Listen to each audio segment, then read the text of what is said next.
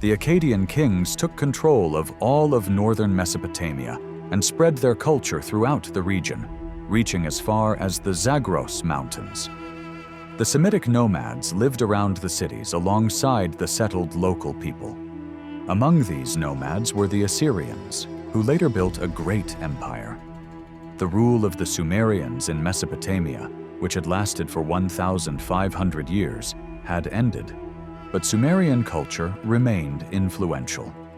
While the Akkadian language became the common language of the people, the royal court, priests, and scholars continued to speak Sumerian. During the Sumerian period, Mesopotamia was ruled by city-states.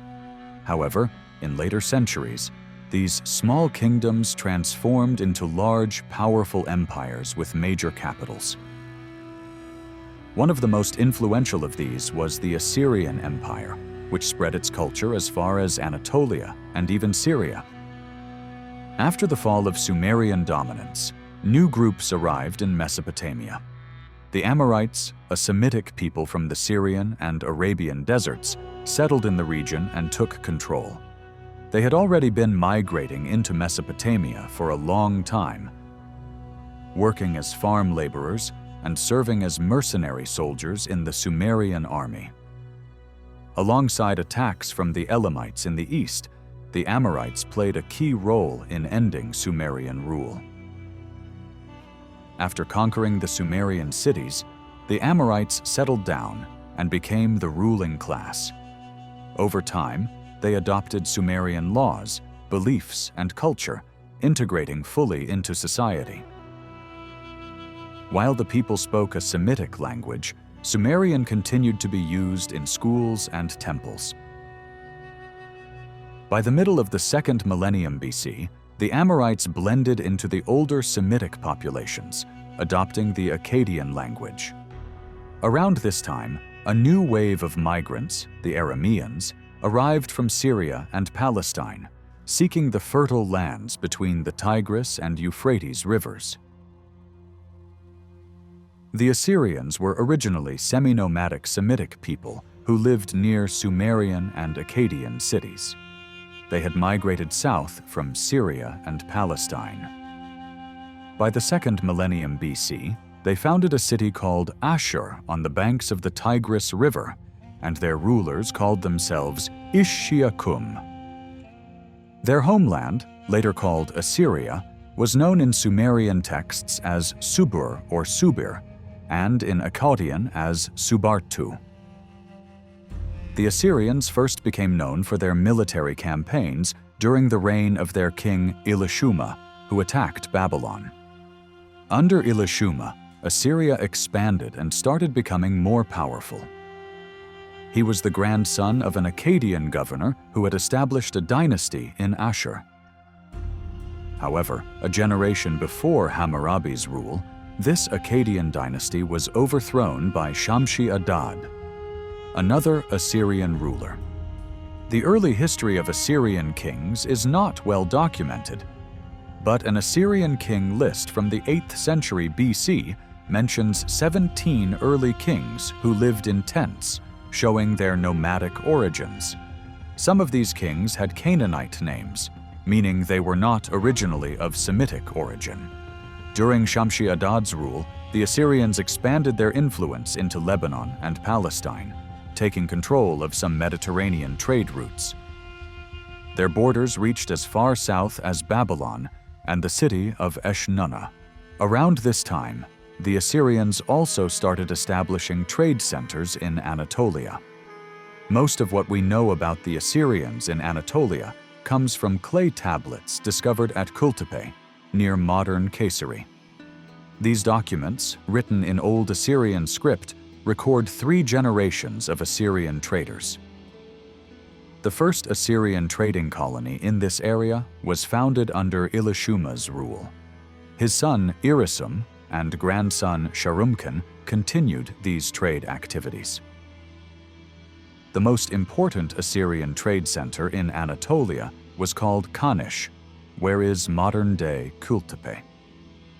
Archaeologists have found thousands of clay tablets here, detailing business contracts, court decisions, trade agreements, and tax records. The Assyrians established trade centers called Karum, which had branches connected to Kanish. These centers handled trade and disputes, but the Assyrians had no political power in Anatolia. They had to pay taxes to local rulers. Mesopotamian civilization was technologically and culturally advanced, but lacked natural resources. The Assyrians traded with Anatolia for tin, copper, and silver, paying for these materials with textiles and precious stones. Other Assyrian trade archives were found at Hattusa and Ankua.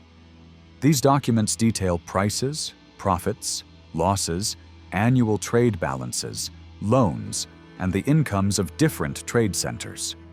However, the Assyrians did not contribute much to Anatolia's cultural development at this time. While they brought writing to Anatolia, their influence was limited because they were mainly focused on trade. Over time, political instability in Anatolia and increasing dangers on trade routes caused Assyrian merchants to gradually leave the region. The collapse of their trade networks weakened their presence in Anatolia. Later, when the Hittites began using writing, they adopted Mesopotamian cuneiform script through contacts in Syria. After the Hittites destroyed Babylon in 1594 BC, power in Mesopotamia shifted to new groups. The Kassites took control of Babylon, while the Hittites expanded westward toward the Aegean Sea. Meanwhile, the Hurrians established the powerful Mitanni Kingdom, which stretched from the Zagros Mountains to the Mediterranean. The competition for resources like metals, timber, and access to Mediterranean ports led to conflicts between these kingdoms. While the ruling elite enjoyed luxury, ordinary people suffered under high taxes and harsh labor conditions. Each conquest only increased social tensions as newly enslaved populations rebelled against their oppressors. After Shamshi-Adad and his sons, Assyria's influence weakened. The Assyrian trade network in Anatolia collapsed, and Assyria fell under Mitanni control. During this period, Assyrian rulers were essentially governors under the Mitanni king and referred to themselves as Ish-Shakum, meaning high priest of the god Ashur. Despite Mitanni dominance, there were periods of Assyrian independence. For example, in the early 14th century BC, King Puzur-Ashur III made a border agreement with the Kassite king Bernaburiash of Babylon. Later, another Kassite king, Karendash, made a treaty recognizing Assyria's borders. These agreements suggest that Assyria still had some political influence. The Mitanni kingdom ruled through local governors who enforced heavy taxes and strict control over the population. One such Mitanni-controlled city was Arapha, which was strategically located between Assyria and Babylonia. Archaeologists have found over 15,000 Akkadian language tablets in Arapha, belonging to a wealthy Hurrian family. These documents show that the Hurrian elite controlled the land and oppressed the local Semitic population. Hurrian nobles expanded their estates by buying up land, while the common people lost their land and had to work as laborers. Court cases over land disputes always favored the wealthy Hurrians, making them even richer. Despite being ruled by the Mitanni, these Hurrian-controlled regions maintained trade ties with Babylon. Hurrian rulers sent gifts and goods to Babylon to maintain friendly relations and ensure economic stability. Over time, the Mitanni kingdom began to weaken due to rebellions. Hurrian dominance and Mitanni unity weakened. After the death of the Mitanni king Shutarna and the death of the king who succeeded him, the Assyrians tried to take advantage of the resulting chaos. The Assyrian king Ashur-nadin-Ahe established diplomatic relations with Egypt and even received the same respect from the pharaoh that was shown to the Mitanni king. However, for the Assyrians to gain their independence, they first had to break free from Hurrian control. According to documents found in excavations in the city of Ashur, Hurrian influence was increasing in Assyrian society. In land sales, Hurrian names frequently appeared among buyers, sellers, witnesses, and guarantors. Hurrians who married Assyrian women gave Hurrian names to their children. Likewise, Assyrians who married Hurrian women also gave Hurrian names to their children. Religious changes also began to appear. Foreign gods became part of Assyrian beliefs. For example, the great Hurrian god Teshub was adopted into Assyrian and Akkadian beliefs under the name Adad. The value of land in sales was measured and paid in tin. The Hurrians, who controlled the rich tin and iron trade in Anatolia, could easily buy land in Assyrian territories.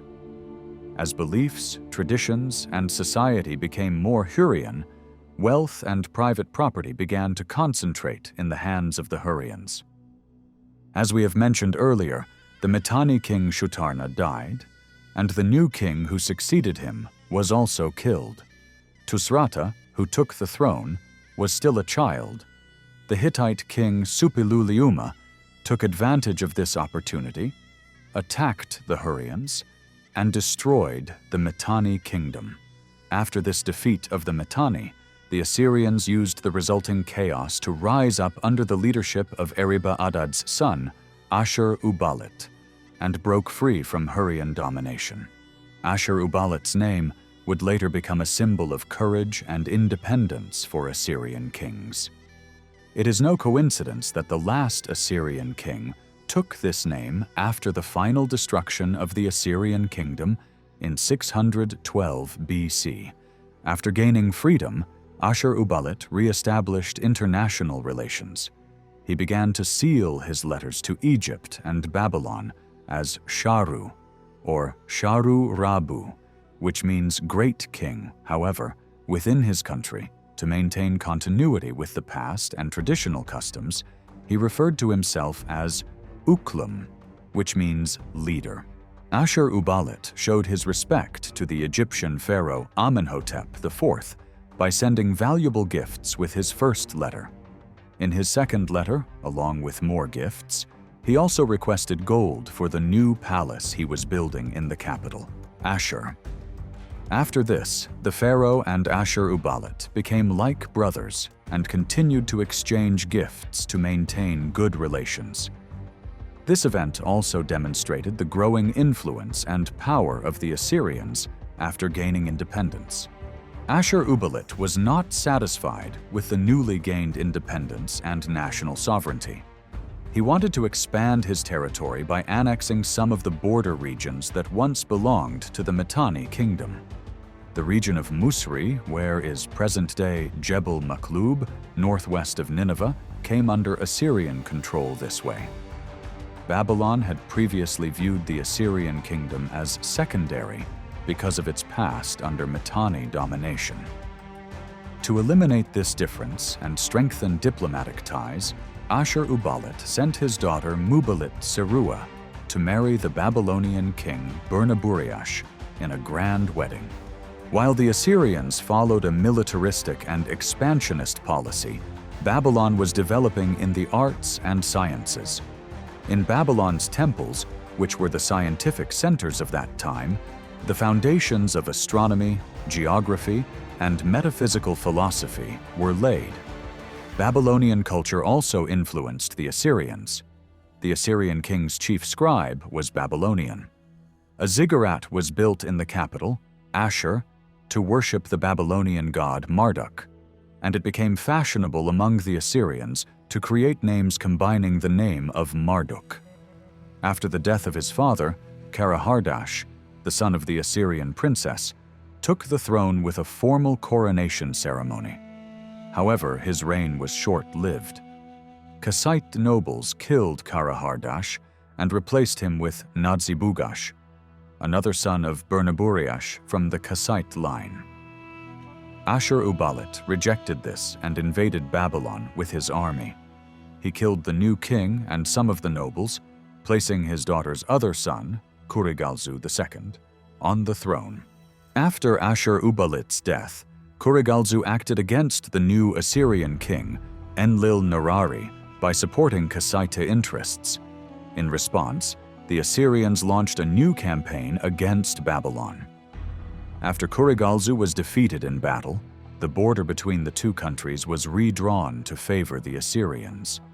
As seen, the expansionist policy established by Ashur-uballit was continued by his successors. Enlil-Nirari's son, Arik-den-Ilu, declared himself king and mighty king in his seals. Surviving records show that he led military campaigns in neighboring regions, spreading fear. In raids on the Nitgimhai region east of Assyria, war chariots were used, and the raids ended with the plundering of the region's grain and cattle. Arik-den-Ilu's son, Adad-nirari, described his father as a brave and heroic king who brought the people of the eastern mountainous regions under control. The Assyrian kings raided the nomads in the mountains, looted their goods, enslaved them, and forced them to work in Assyria. However, these nomads were also warriors. After each raid, they would strike back against Assyrian cities for revenge.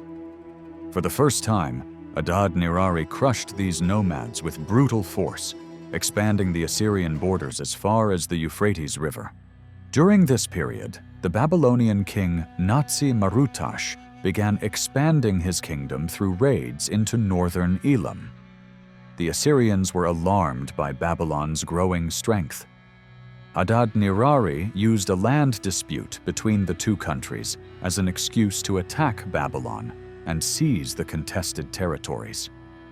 The borders between the two kingdoms were redrawn in favor of the Assyrians. The Mitanni kingdom, which was located around present-day Urfa and Mardin in southeastern Anatolia, was under Hittite protection. However, a conflict between the Hittites and Egypt around 1300 BC left Mitanni without protection. Adad-nirari seized this opportunity and invaded southeastern Anatolia with his army. He captured the Mitanni capital, Washukani, and took King Shatuara prisoner. Shatuara was later released in exchange for a large ransom. After Shatuara's death, his sons began fighting over the throne. Adad-nirari took advantage of the chaos, launched another invasion, destroyed the Mitanni kingdom, and annexed the territory from Carchemish to Tur Abdin into Assyria. These conquests and expansionist policies created a wide buffer zone around Assyria, providing both influence and security.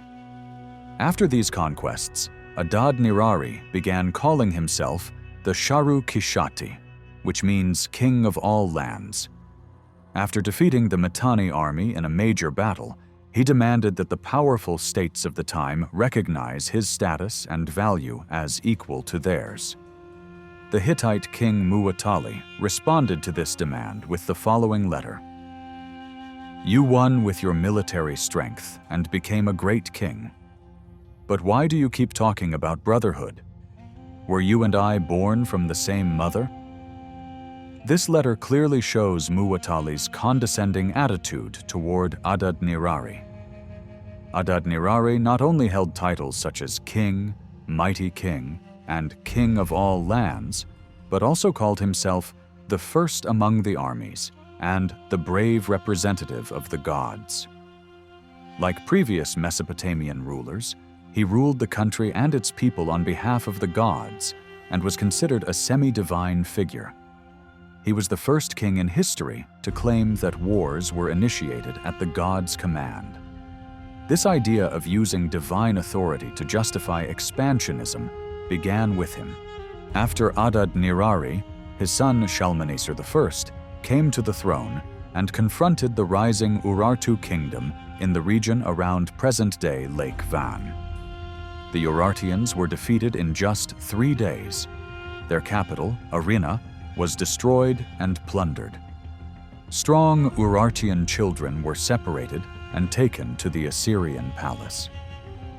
The quick success of the Assyrians suggests that the Urartians were still consolidating their strength at that time. Future conflicts between the two peoples were inevitable. After Urartu, Shalmaneser turned his attention to the Hurrians, who had separated from the Assyrian kingdom during Adad-nirari's reign. The Mitanni king Shatuara had strengthened his army with Hittite and Alamu allies. After the battle, Shalmaneser said, "With zeal and great intensity, my exhausted and thirsty soldiers approached the enemy. I reduced the enemy forces and inflicted a decisive defeat on them. I chased their king with my arrow until sunset. The lands captured were about the same size as the territory previously conquered by Adad-nirari, between present-day Diyarbakir and Tur Abdin. The Assyrians also captured the Haran Plain and the area around Carchemish.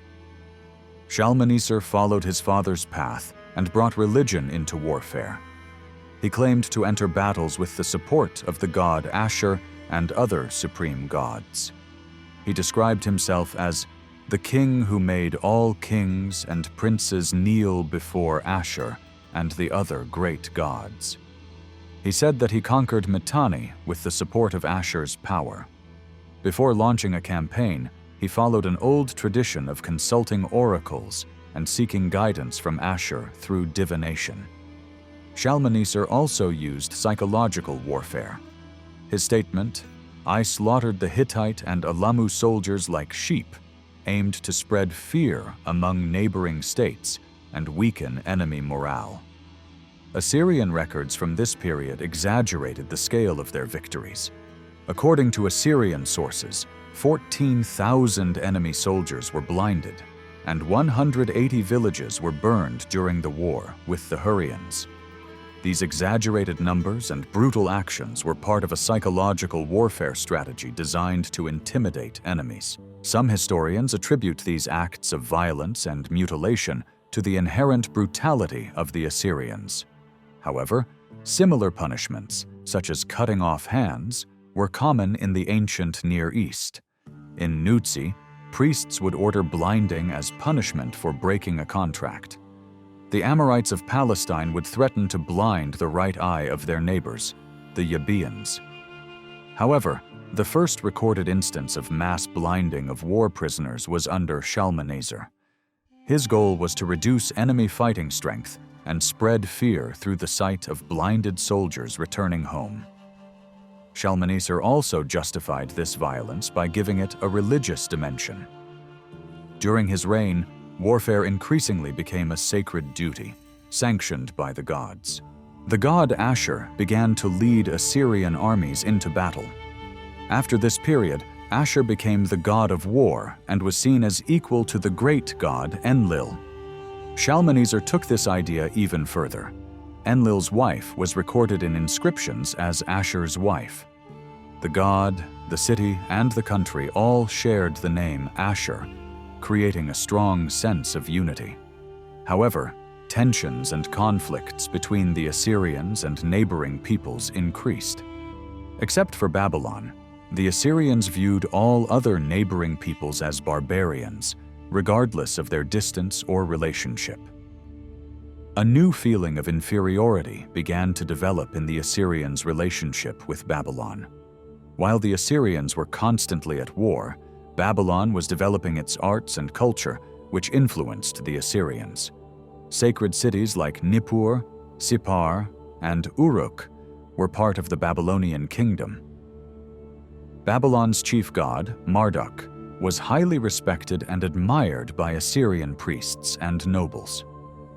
A few years after Tukulti-Ninurta became king, he attacked Babylon and destroyed the city.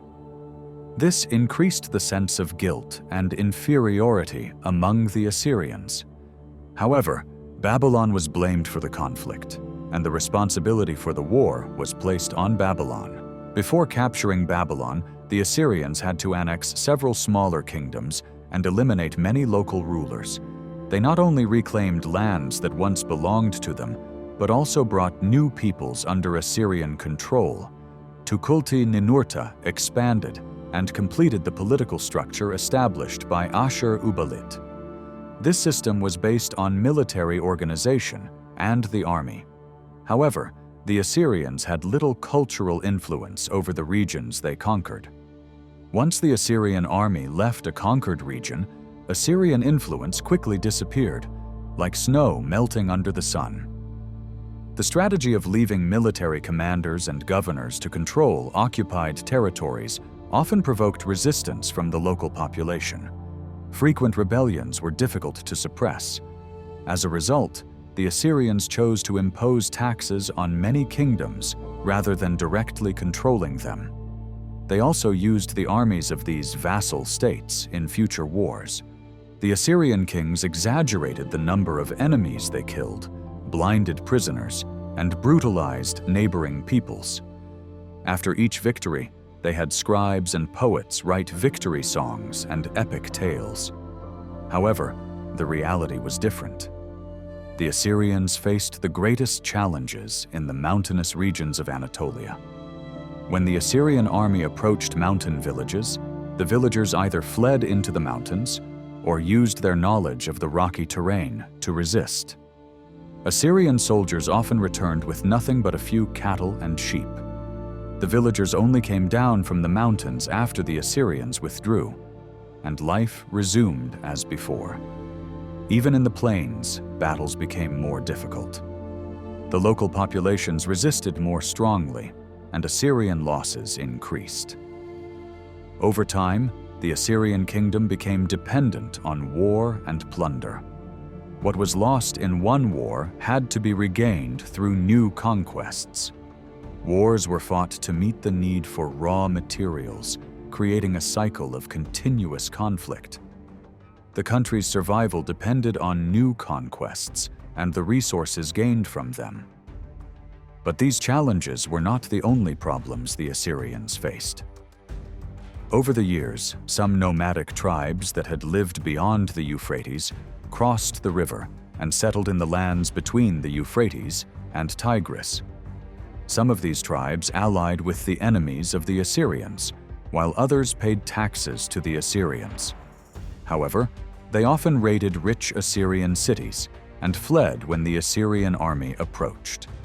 Shalmaneser once said that the Gutians, one of these tribes, were as numerous as the stars in the sky. 10 years later, Tukulti-Ninurta defeated the nomads and, in his own words, filled the valleys and marshes along the banks of the Euphrates and Tigris with human corpses. The nomads were crushed under his rule. Early in his reign, he promised to bring destruction to the land of the Gutians. Because Tukulti-Ninurta believed that he was acting with the approval of the god Ashur, the Assyrian army fought with incredible bravery and defeated the nomads, even though the region was mountainous and difficult to navigate. The Gutian chief, Abuli, was captured and exiled to Assyria. Afterward, he turned his attention to other nomadic tribes living in the Zagros Mountains. He forced the Gutians to cut down trees for building his new palace in Ashur. The Assyrians viewed trees with religious fear. Coming from Mesopotamia, where trees were rare, the Assyrians were awed by tall trees with leaves and fruits. They showed religious respect toward them. Tukulti-Ninurta raised his hands to the god Ashur and prayed while facing the Kurmuhu region, where is present-day Tur Abdin and Malatya. The Assyrian army's march through this region caused destruction similar to an earthquake. Villages and cities were burned and destroyed. Assyrian soldiers took the villagers as captives and sent them to Assyria. Through this campaign, the rich copper mines of Ergani came under Assyrian control. Ebli-Teshub, the king of Alzi, fled with his followers to an unknown kingdom in central Anatolia, possibly seeking refuge with the Hittites. After this event, the official historians of the state began using the term Pulutu when writing about the king's victory. This word means shining light. Historians claimed that the Assyrian kings released a kind of energy during battle, which caused their enemies to be weakened and defeated. During this period, the Assyrian kingdom expanded from the banks of the lower Zab River to the Euphrates, including the entire region that once belonged to the Mitanni kingdom. The northern and eastern areas of this region were also brought under Assyrian control. A few years later, Tukulti-Ninurta annexed a large part of the Nairi region, located west of Lake Van. However, as mentioned earlier, the Assyrians were not able to maintain control over these territories for long. Even though their military was highly skilled, they lacked the ability to govern effectively. In fact, culturally, they were less advanced than the local populations they conquered. Soon, the focus shifted to Babylon. The wealth and splendor of the cities in southern Mesopotamia had long tempted the Assyrian kings. In the 11th year of his reign, Tukulti-Ninurta attacked Babylon, captured the city, and took the Babylonian king Kashtiliash prisoner. He also took the statue of Marduk, Babylon's chief god, and brought it to Assur. In a tablet discovered during excavations, Tukulti-Ninurta described this event as follows: "With the help of the great gods leading my army, my lords Ashur, Enlil, and Shamash, and with the support of Ishtar, the goddess of the earth and sky, I confronted Kashtiliash, the king of Karduniash, to start the war. I forced his troops to surrender, and I made his warriors cut grass and weeds. In the middle of the battle, I personally captured the Kassite king Kashtiliash. I kicked his noble backside as if he were a donkey, chained him, and brought him to Assur, to my lords. I extended my power to the borders of Sumer and Akkad, to the lower sea where the sun rises, and I expanded my kingdom's borders." After the war, the Kassites were relocated to Kalhu in Assyria. Forcibly moving local populations to foreign regions had started during the reign of Shalmaneser. Shalmaneser had previously relocated the people of the Haran Plain to the south and forced them to build the walls of the city of Assur. According to the records, many Kassites who were settled in Nimrud died due to food shortages. After the fall of Babylon, Tukulti-Ninurta expanded his rule to the Euphrates River. The small kingdoms of Mari, Rapiku, and Hana, as well as the mountainous regions of southeastern Anatolia, including Arapha, where is modern Kirkuk, recognized Assyrian authority and began paying tribute. Tukulti-Ninurta's expansionist and regional dominance policies not only secured raw material resources for Assyria, but also provided new laborers and slaves. The annual taxes collected from the conquered kingdoms became an important source of income for Assyria. The copper and iron from Anatolia, the silver from the Taurus Mountains, and the timber from the Amanus and Zagros Mountains were used to build new palaces, government buildings, and tall ziggurats. However, the wealth gained from these conquests only benefited the Assyrian kings, state officials, nobles, temple priests, and oracles. The common people of Assyria, as well as the oppressed and exploited conquered peoples, remained under pressure and hardship. The Assyrian policy of domination created an atmosphere of fear in neighboring regions.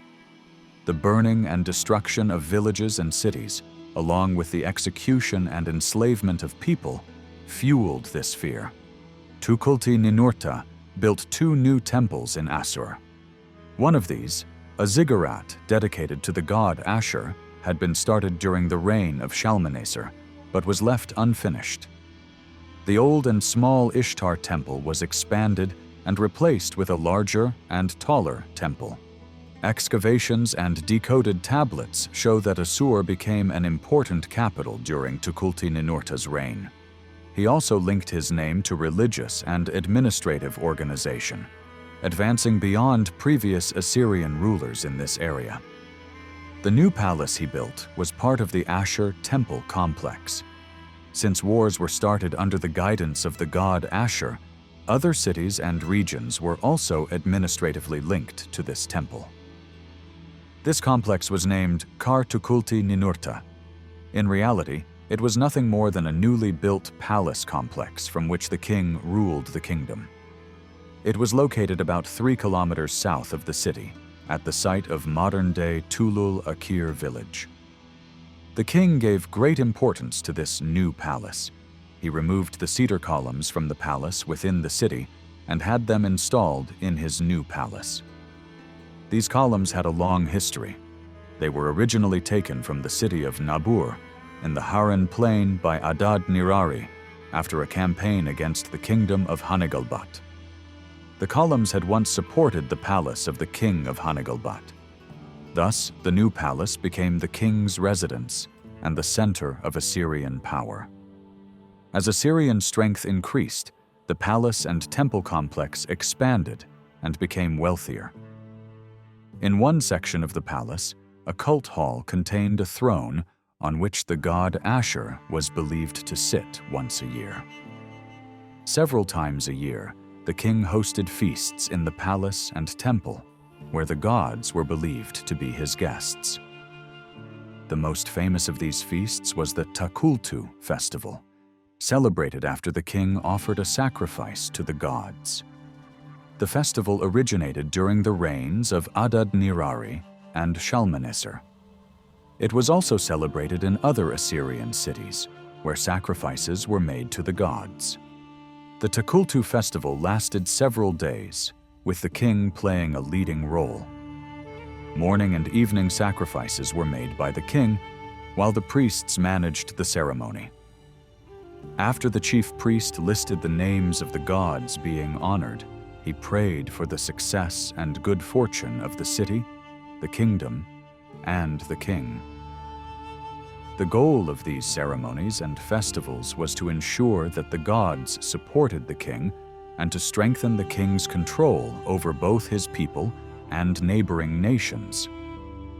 During this period, the king was known as the Son of all peoples.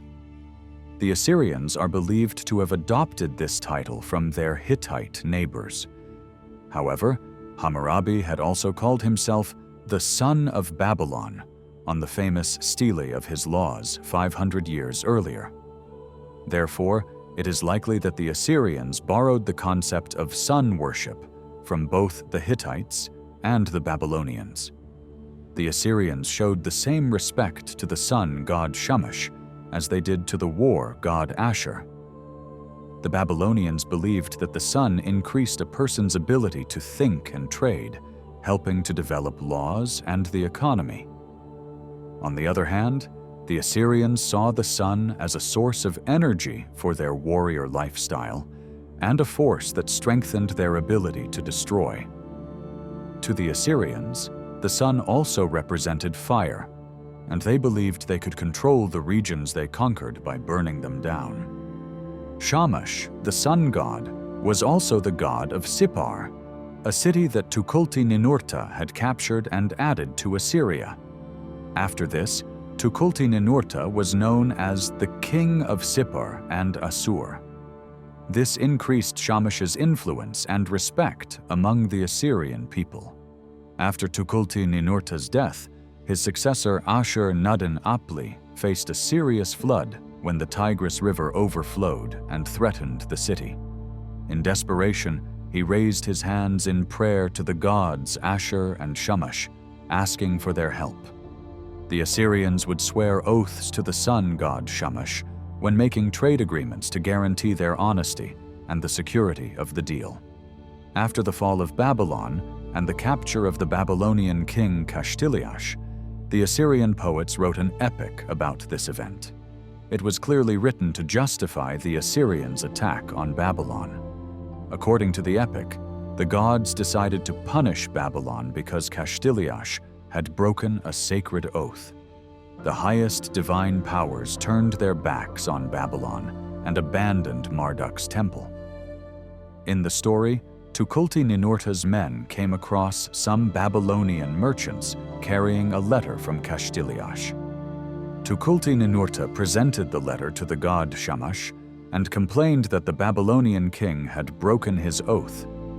The epic repeated the idea that Kashtiliash's dishonesty had caused the war. At first, the Assyrian king appeared sympathetic toward the Babylonians, but his commanders pressured him, saying that the deceitful Babylonian king had to be removed. When the war began, the Assyrian gods marched at the front of the Assyrian army. This divine support helped the Assyrians win the war, and the spoils of victory were divided among the Assyrian gods. After Babylon fell under Assyrian rule, Babylonian religious beliefs and culture began to influence the Assyrian court. Tukulti-Ninurta continued to build new palaces and temples. The influence of the Babylonian god Marduk grew stronger within the Assyrian palace. However, the Assyrian priests and oracles, who were loyal to the Assyrian gods and whose power depended on them, became alarmed by the growing influence of Babylonian culture.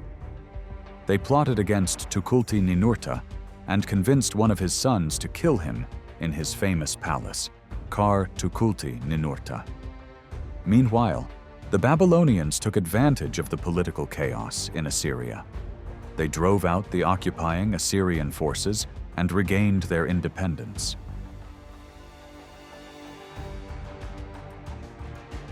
The Assyrian kingdom under Tukulti-Ninurta had expanded, controlling a vast region stretching from the Persian Gulf to central Anatolia. However, the century following Tukulti-Ninurta's assassination marked a period of decline for the Assyrians.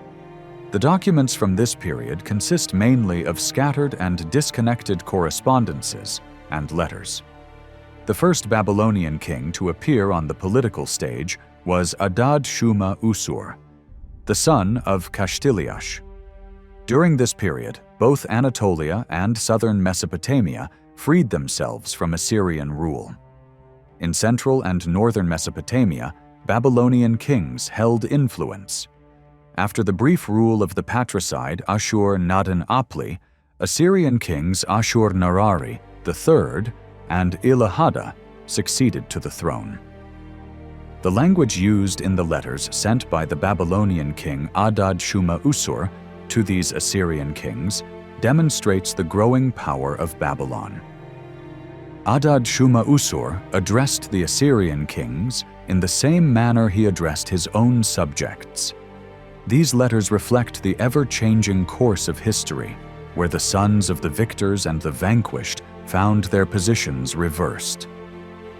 In the following years, Adad-shuma-usur launched repeated attacks on the Assyrian kingdom, weakening it significantly. Eventually, he placed Prince Ninurta-apil-ekur, who was favorable to his cause, on the Assyrian throne. Ninurta-apil-ekur's son, Ashur-dan I, ruled the Assyrian kingdom for a long time. During his reign, the Assyrians freed themselves from Babylonian influence. Later, an Elamite attack led to the fall of Babylon, ending Kassite rule in the region. In the following years, the second Isin dynasty, of Semitic origin, restored order in Babylon and stabilized the country. As a result, relations between Assyria and Babylon improved. It was during this period that Ninurta-Ashur, the son of Ashur-dan, returned the statue of the god Marduk to the Babylonians, which had been looted by Tukulti-Ninurta a century earlier. Although Ninurta-Ashur ruled for little more than a year, the discovery of an archive containing 100 tablets has provided valuable information about this short period. This archive likely consists of documents written during Ashur-dan's reign. Although Ninurta-Ashur's name appears in the texts, the title king is not used before his name. As previously mentioned, very few documents from this period have survived, making this archive particularly significant. It provides concrete data on the daily life, religious beliefs, palace administration, and governance of the time. A large portion of the documents records numbers and valuations of sacrificial animals, such as sheep, goats, and cattle, donated to the palace by officials and nobles. Among these officials and nobles, we see chief livestock breeders, regional governors, and mayors, as well as the lords of small principalities and the nomadic Sutu people. A portion of the animals gifted to the palace was distributed by the king to the priests and high-ranking officials within the royal court. However, the majority of them were slaughtered and sent to the palace kitchen. Additionally, the king's lions in the palace gardens also received their share of these slaughtered animals. The most striking and robust ones were offered as sacrifices to the gods in religious ceremonies. During the deciphering of the tablets in this archive, an interesting religious belief was also discovered.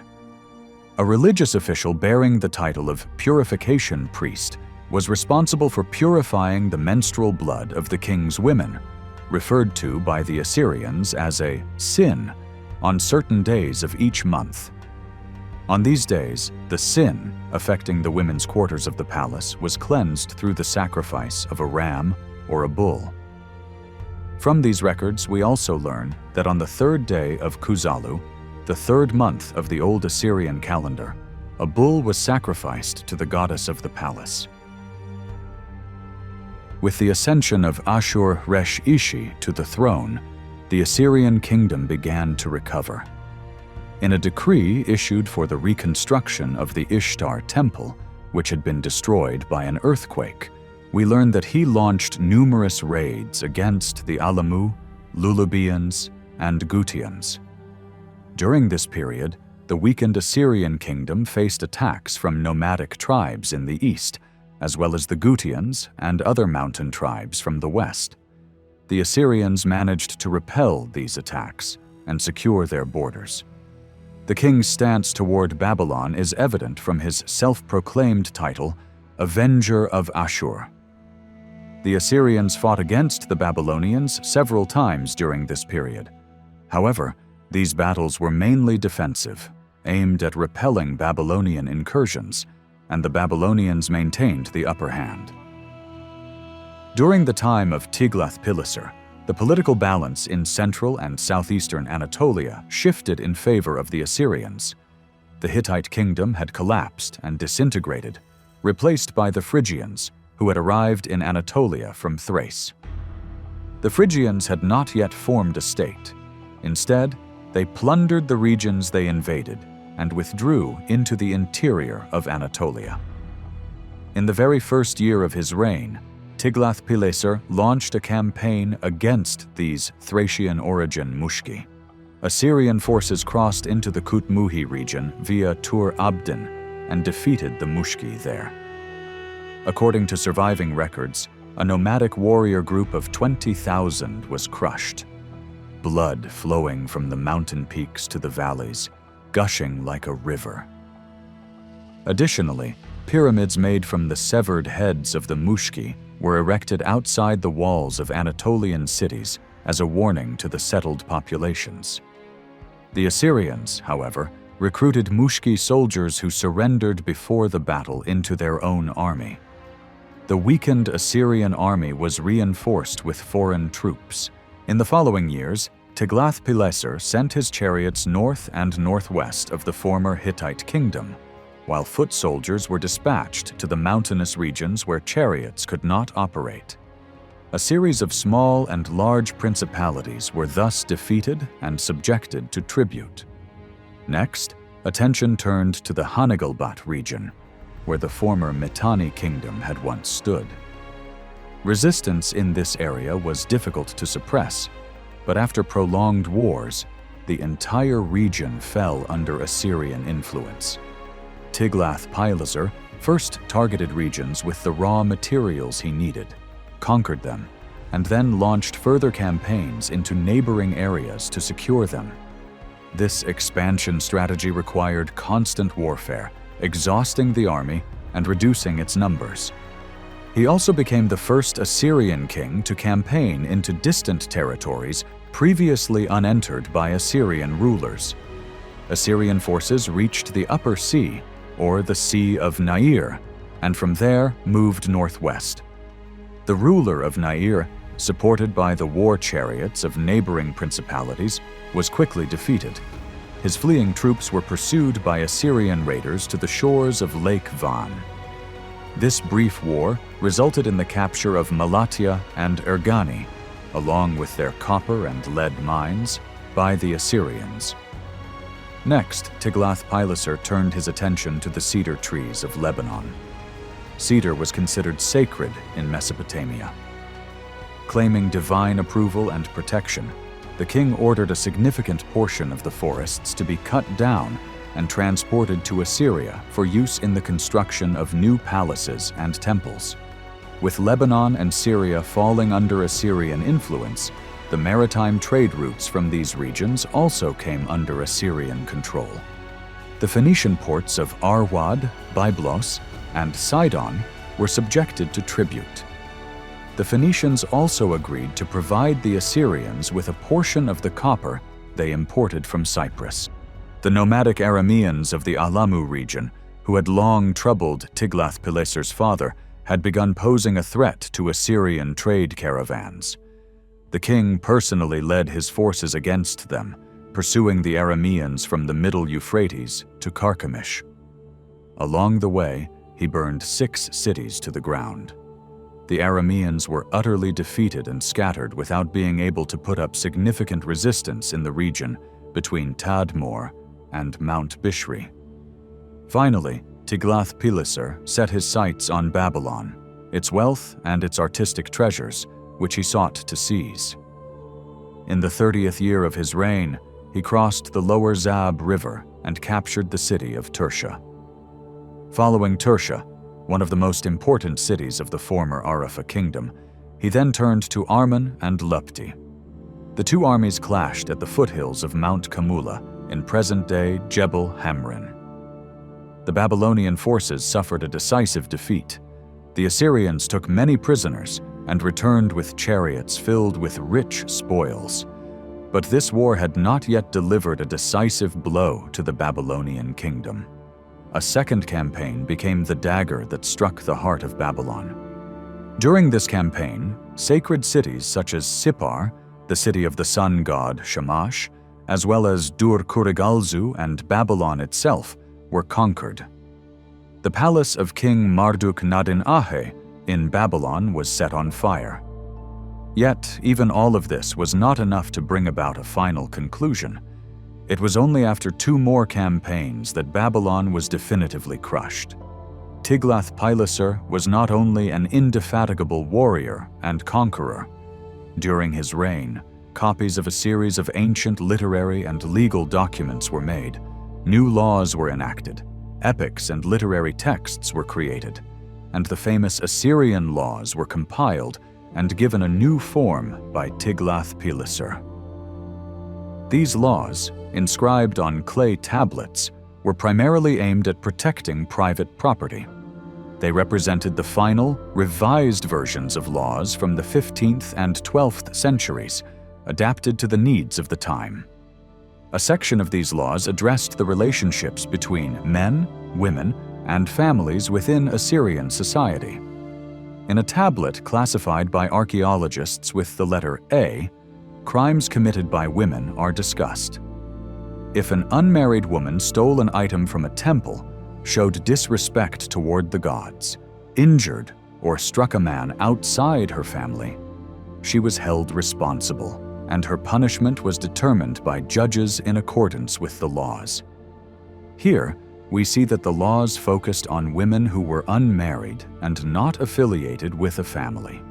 In contrast, if a married woman committed theft, her husband was required to pay the penalty, which was either a monetary fine or a period of servitude.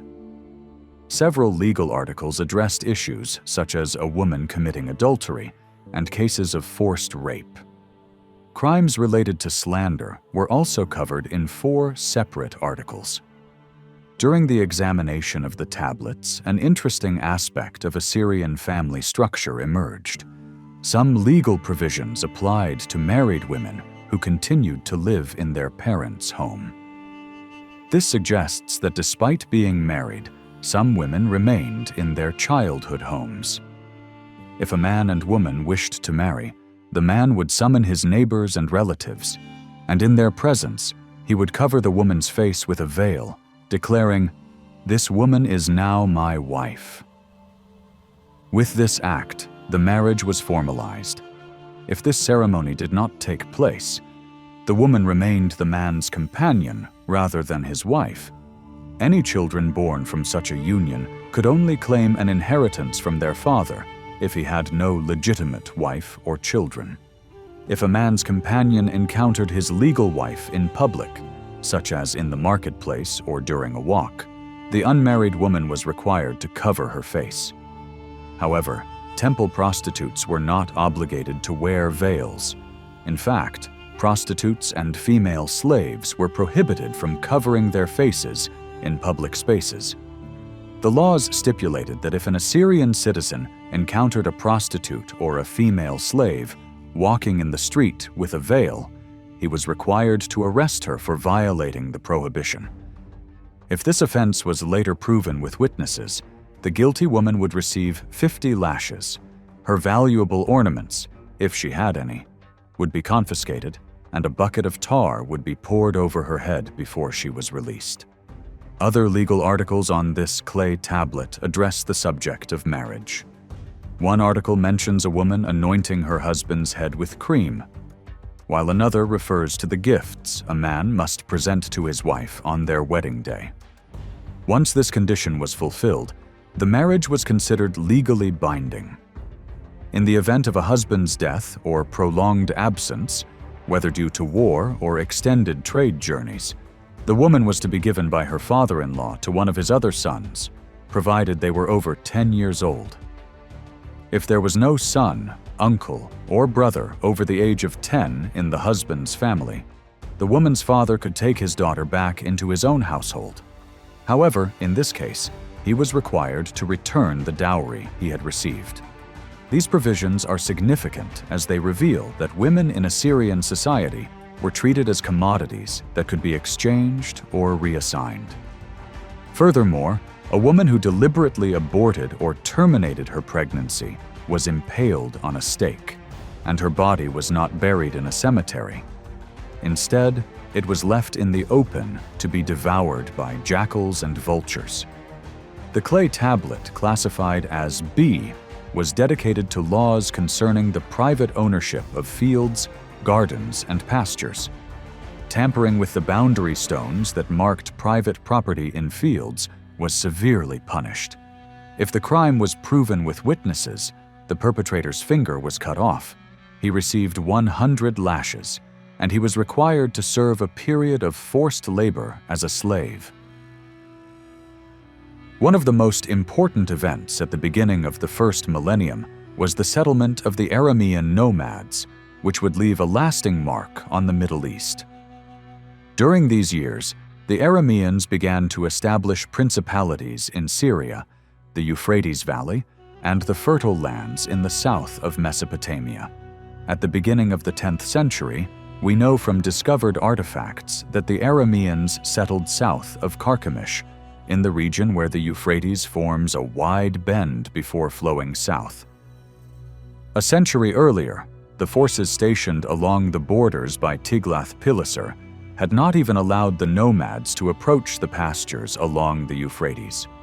However, during the reign of Ashur-Rabi, the last barriers were lifted, and the Arameans began to settle. Leaving the Syrian deserts behind, they started to settle eastward along the banks of the Tigris during the reign of Tiglath-Pileser II. Cities in this region were changing hands, and new Aramean principalities were being established. In the century following the year 1000, the next three Assyrian kings, Ashur-Rabi, Ashur-resh-ishi, and Tiglath-Pileser, barely managed to stop the infiltration and attacks of the Aramean tribes. However, with the accession of Ashur-Dan II to the throne, the situation began to turn in favor of the Assyrians. Ashur-Dan II not only defended the kingdom, but also launched attacks. He punished the mountain tribes that crossed into Assyrian territory and suppressed the rebellion of the people of Mount Maklub, northeast of Nineveh. He reclaimed the city that had fallen into enemy hands. Despite all these efforts, the Assyrian people were suffering from great poverty, and in years of poor harvest, large numbers of people died from hunger and destitution. Ashur-dan also took measures to improve the country's economy by repairing irrigation canals, developing agricultural tools, supporting livestock breeding, and encouraging animal husbandry. He also commissioned the construction of new public buildings. After Ashur-dan, his son Adad-nirari II ascended the throne, and the expansion of Assyria became more evident. Adad-nirari initiated a systematic and planned expansion policy. As during the time of Tiglath-Pileser, it was necessary to reach the Mediterranean and seize the Phoenician ports to control trade with Cyprus and other Greek colonies. However, the Arameans had blocked the entry routes in two places. The Tur Abdin mountain, located north of Nisibis, protected a series of Aramean principalities in the region and prevented passage. The routes leading to Syria, west of the Euphrates, were controlled by the Neo-Hittite kingdom and the Bit Adini Aramean principality. Adad-nirari first forced the passage to the south of Lake Van and launched 4 consecutive raids into the Urartu region. Afterward, he seized Cilicia. He then turned southward and, claiming that the Babylonian king Shamash-Mudammiq had provoked him in a border dispute, captured the fortresses of Arapha and Lubda, expanding his borders at Babylon's expense. Thus, a new Assyrian threat against Babylon had begun. Later, the Assyrian and Babylonian kings signed a border agreement and sought to strengthen it by marrying their daughters to each other. However, Adad-nirari's bloodiest and most difficult war was against the Mitanni kingdom in the northwest of Assyria. In order for the king to advance westward, he had to break the lock imposed by the Aramean chiefs of the Temanite lineage. Among them, Nur-adad, the chief of Nisibis, was the most formidable. 2 Assyrian attacks were repelled at the gates of Nisibis. Forced to postpone his main objective for a while, Adad-nirari attacked the neighboring Aramean kingdom of Huzarina, captured its capital of the same name, and took King Mamlu prisoner. Next came the kingdom of Gidara. With the fall of this kingdom, a large part of Mitanni fell into the hands of the Assyrians. The region's principalities were now under Assyrian control and paying tribute. Afterward, Adad-nirari gathered his forces and launched an attack on Nisibis, finally capturing the city on his 6th attempt. He chained King Nur-adad and brought him to Assyria. The next target was the Aramean principalities in the south. He destroyed the Aramean principalities west of the Kabur River, which rises around the Tur Abdin region and flows south into the Euphrates. He subjected the Aramean kingdoms of Lake and Hindanu to tribute. Thus, the growing Aramean dominance in the region was partially curbed. After these conquests, Adad-nirari assumed the long-forgotten titles of Shar Kishshati, which means King of the Universe, and King of the 4 Quarters, which had not been used for 150 years. His son Tukulti-Ninurta II continued the expansion policy followed by his father. After a campaign around Lake Van, he annexed Mardin and Diyarbakir into Assyrian territory. But above all, he needed to consolidate Assyrian dominance over the lands his father had conquered. For this reason, he advanced southward through the Kabur Valley, reaching the middle of the Euphrates, and then embarked on a long march to the south.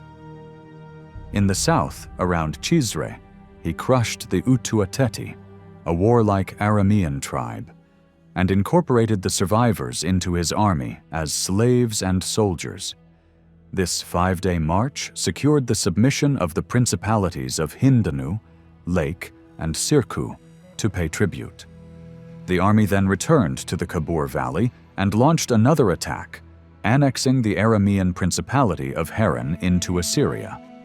Thus, Assyrian dominance over the Kabur region was established, and the Arameans were brought under control. During this period of renewed growth and expansion, the Assyrian kingdom began by either eliminating or taxing the neighboring Aramean principalities on its western border.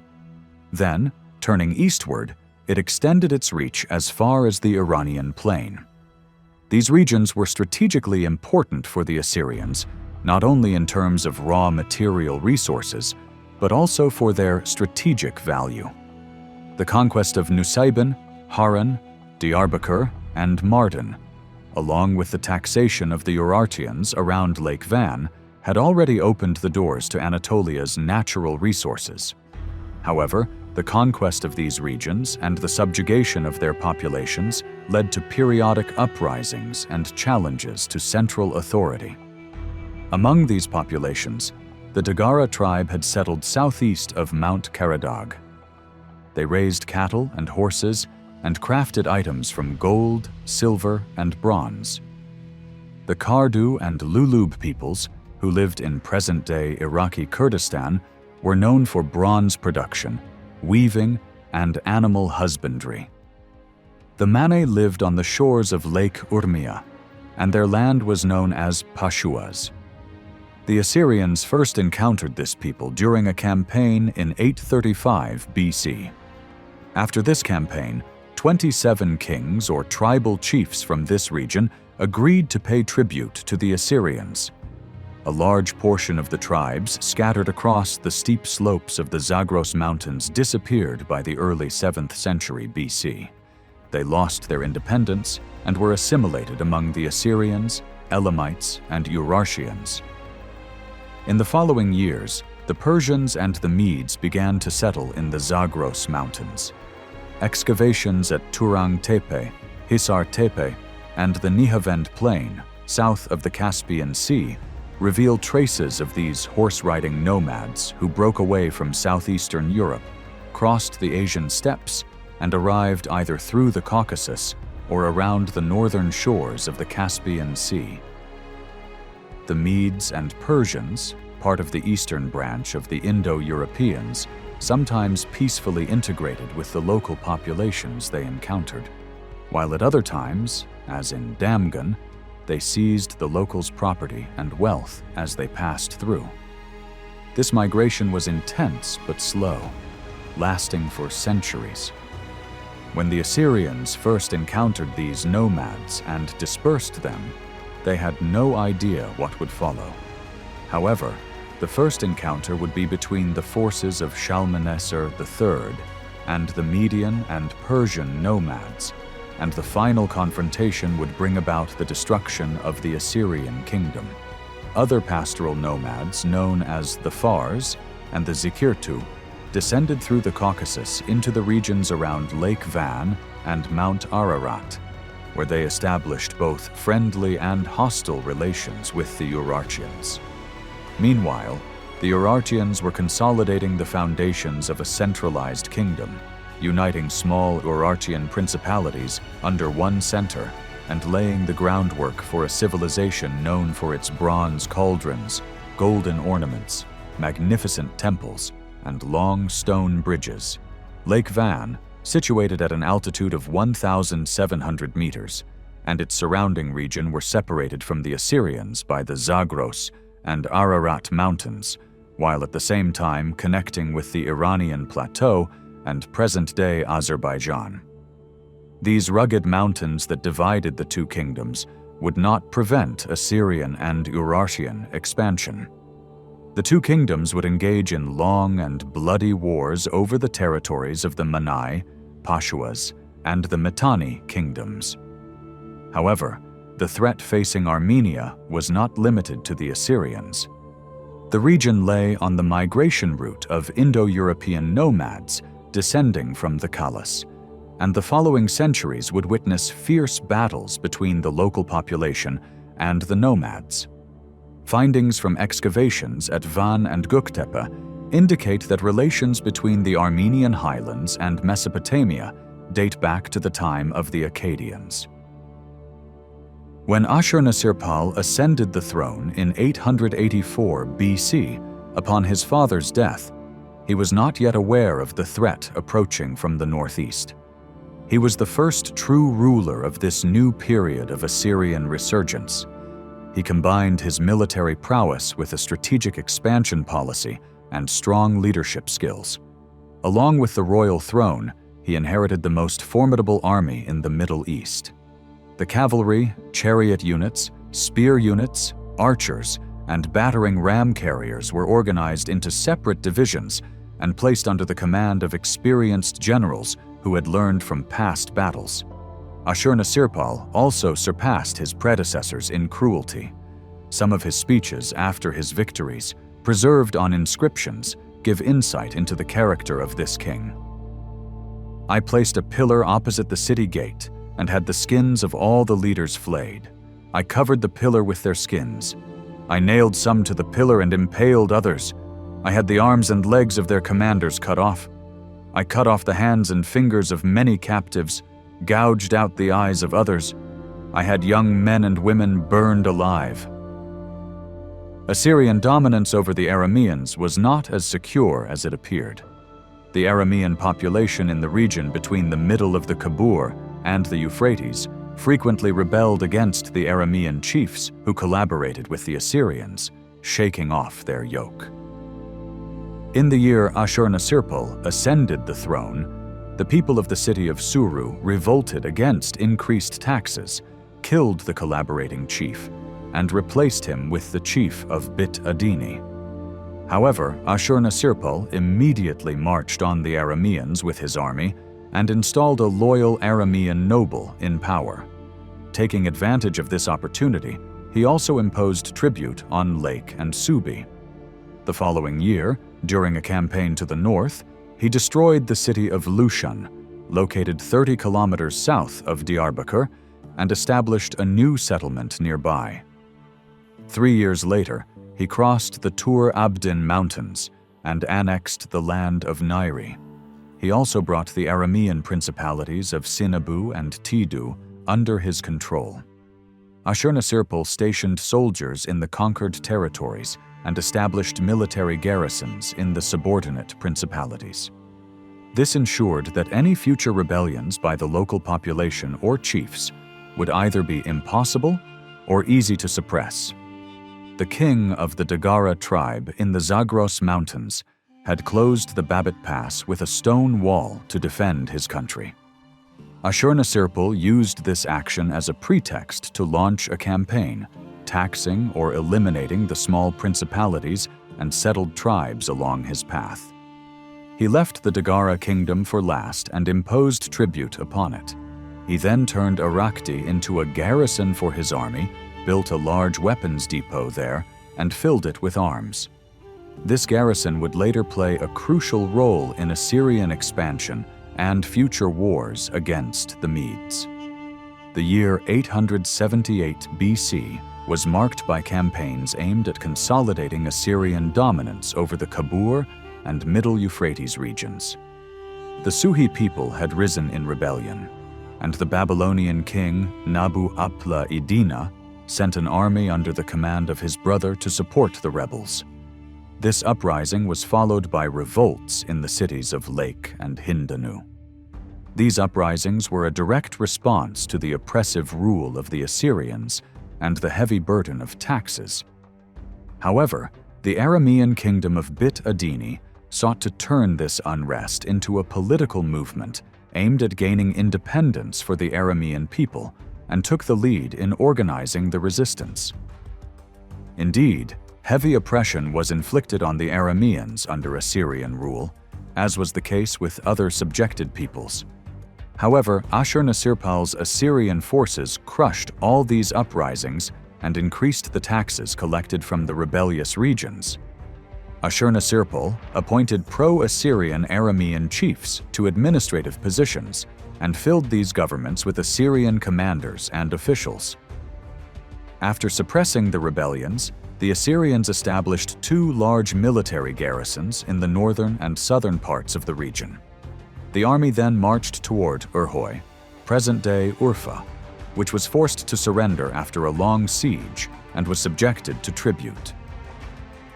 The Aramean uprisings had been crushed, the Arameans were subdued, and the road to the Mediterranean ports was now open. The following year, Ashurnasirpal personally led the army across the Tigris, passing through the principalities of Azala, Bitadini, and Til Abna to reach the banks of the Euphrates. Carchemish, the capital of the Neo-Hittite kingdom, submitted to Assyria. King Sangara pledged loyalty and agreed to pay tribute. The kingdom of Hatina and several tribal chiefdoms along the road to Lebanon were also taxed. Following this path, the Assyrian army reached Lebanon and the Mediterranean. In accordance with an ancient tradition, Ashurnasirpal washed his weapons in the seawater. The Phoenician port cities of Tyre, Sidon, Arwad, and Byblos, as well as the kingdom of Amuru, declared their loyalty and inquired about the amount of tribute they were expected to pay. On the way back, the Assyrian army passed through the Amanos Mountains, cutting down cedar trees for the construction of new palaces and temples in Assyria. The reputation of the Assyrian army's harshness ensured that this campaign was highly profitable, even though it was completed without significant conflict. In the following years, Ashurnasirpal crossed the Euphrates once again to campaign deep into Anatolia, where he fought against the expanding Urartian kingdom. In the final years of Ashurnasirpal's reign, the Assyrian kingdom had reached the Mediterranean in the west, and, although it had not captured the area around Lake Van, had conquered all of southern and southeastern Anatolia, pressing against the borders of the Urartian state.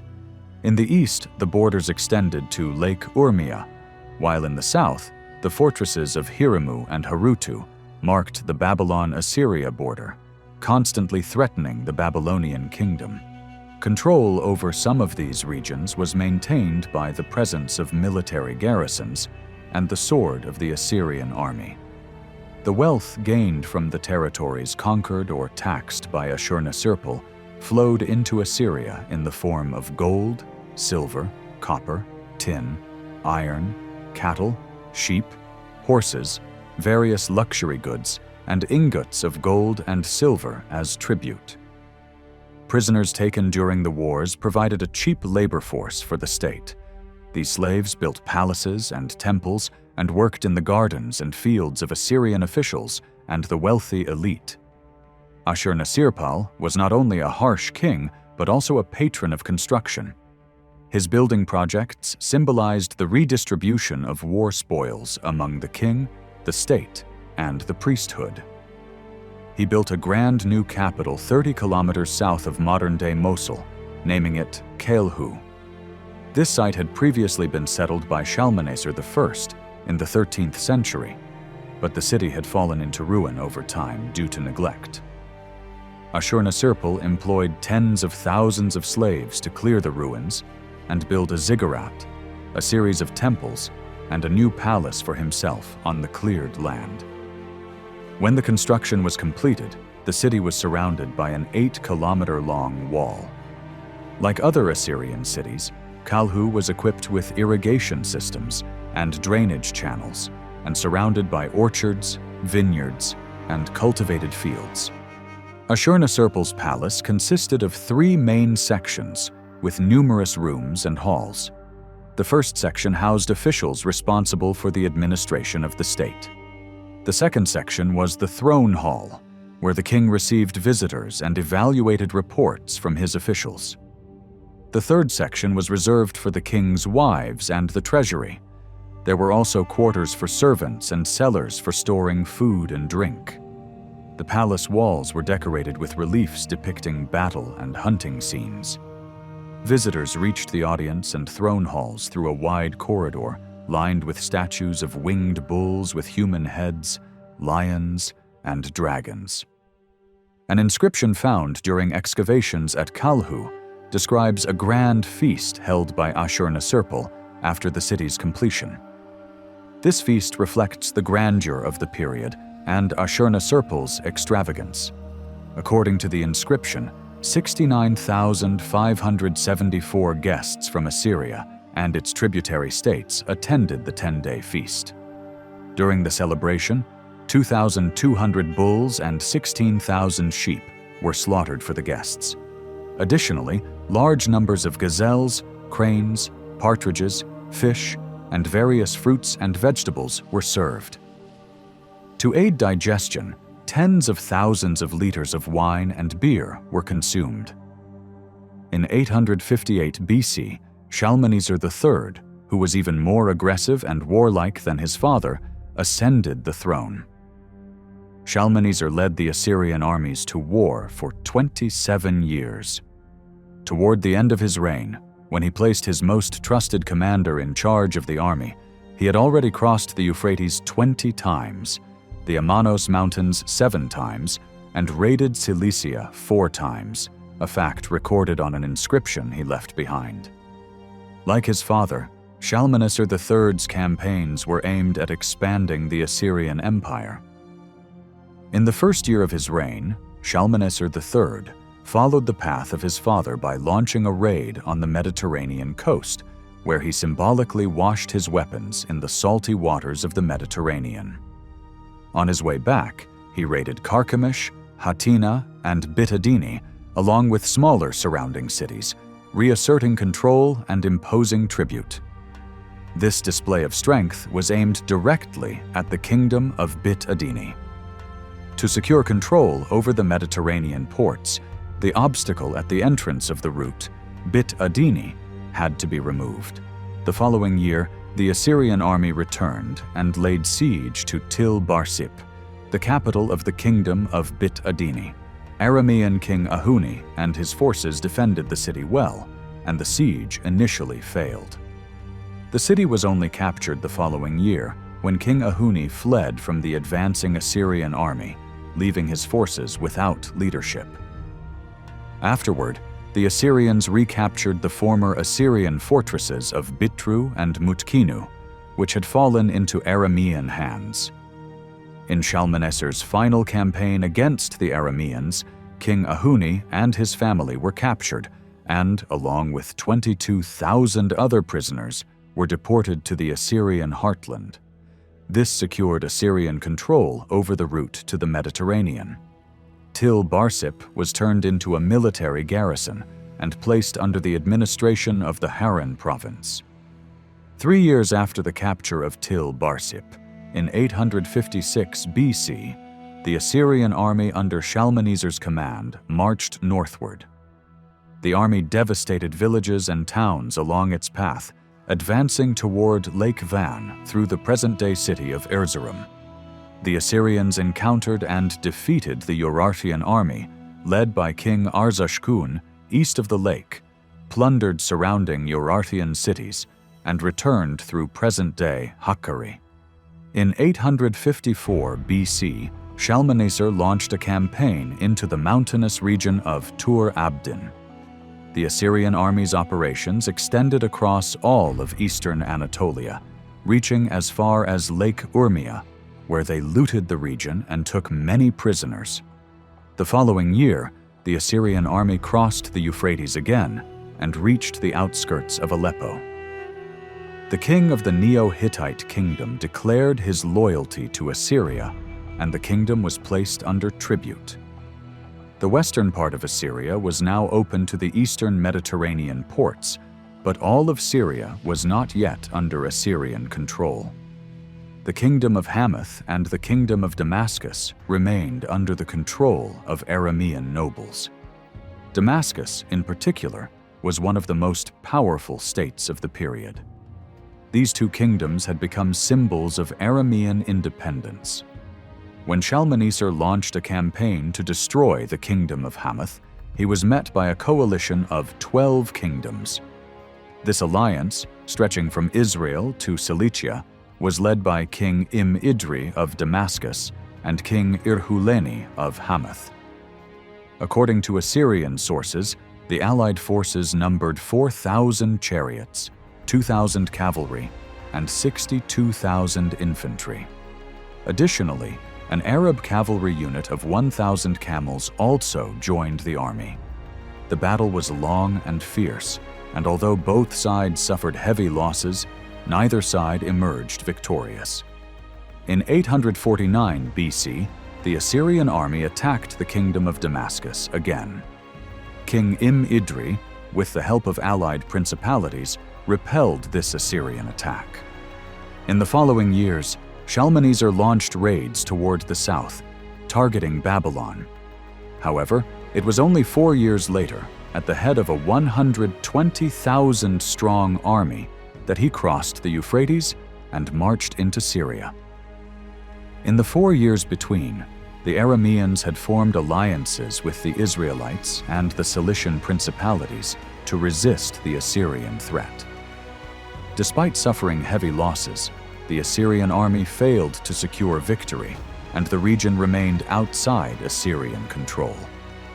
In 841 BC, after King Im-Idri was assassinated in his palace in Damascus, the Assyrians launched a new campaign in the region. Hazael, the new king, positioned his army on Mount Hermon and mounted a strong defense. Damascus was surrounded by strong walls and withstood a long siege. The Assyrian army failed to capture Damascus, lifted the siege, and marched toward Lebanon. On Mount Carmel, Shalmaneser received tribute and valuable gifts from the chiefs of Tyre and Byblos, as well as King Jehu of Israel. Although Shalmaneser failed to capture Damascus or subdue the other Aramean kingdoms, he now had control over the trade routes to the wealthy Phoenician ports. The tribute collected from these ports and the timber from the Amanos Mountains were flowing into Assyria.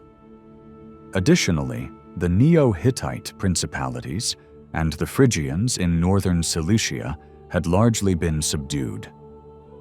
In 850 and 851 BC, Shalmaneser turned his attention back to southern Mesopotamia and Babylon. Marduk-bel-Usat, angry with his brother Marduk-Zakir-Shumi, the king of Babylon, demanded that he surrender half of the kingdom.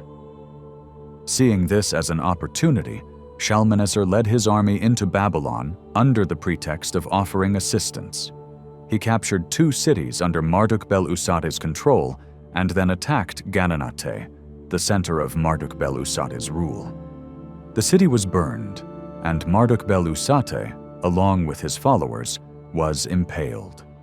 Afterward, Shalmaneser traveled to the land of Akkad, where he made offerings to the Babylonian gods and ordered the people of the Kaidi region in the south to deliver their tribute directly to him. Although Babylon had not been fully conquered, it was now under Assyrian influence. By his later years, Shalmaneser had grown old. In 832 BC, he appointed his commander-in-chief, Dayan-Ashur, to lead the army in his place. During this period, the Assyrian administration became highly bureaucratized.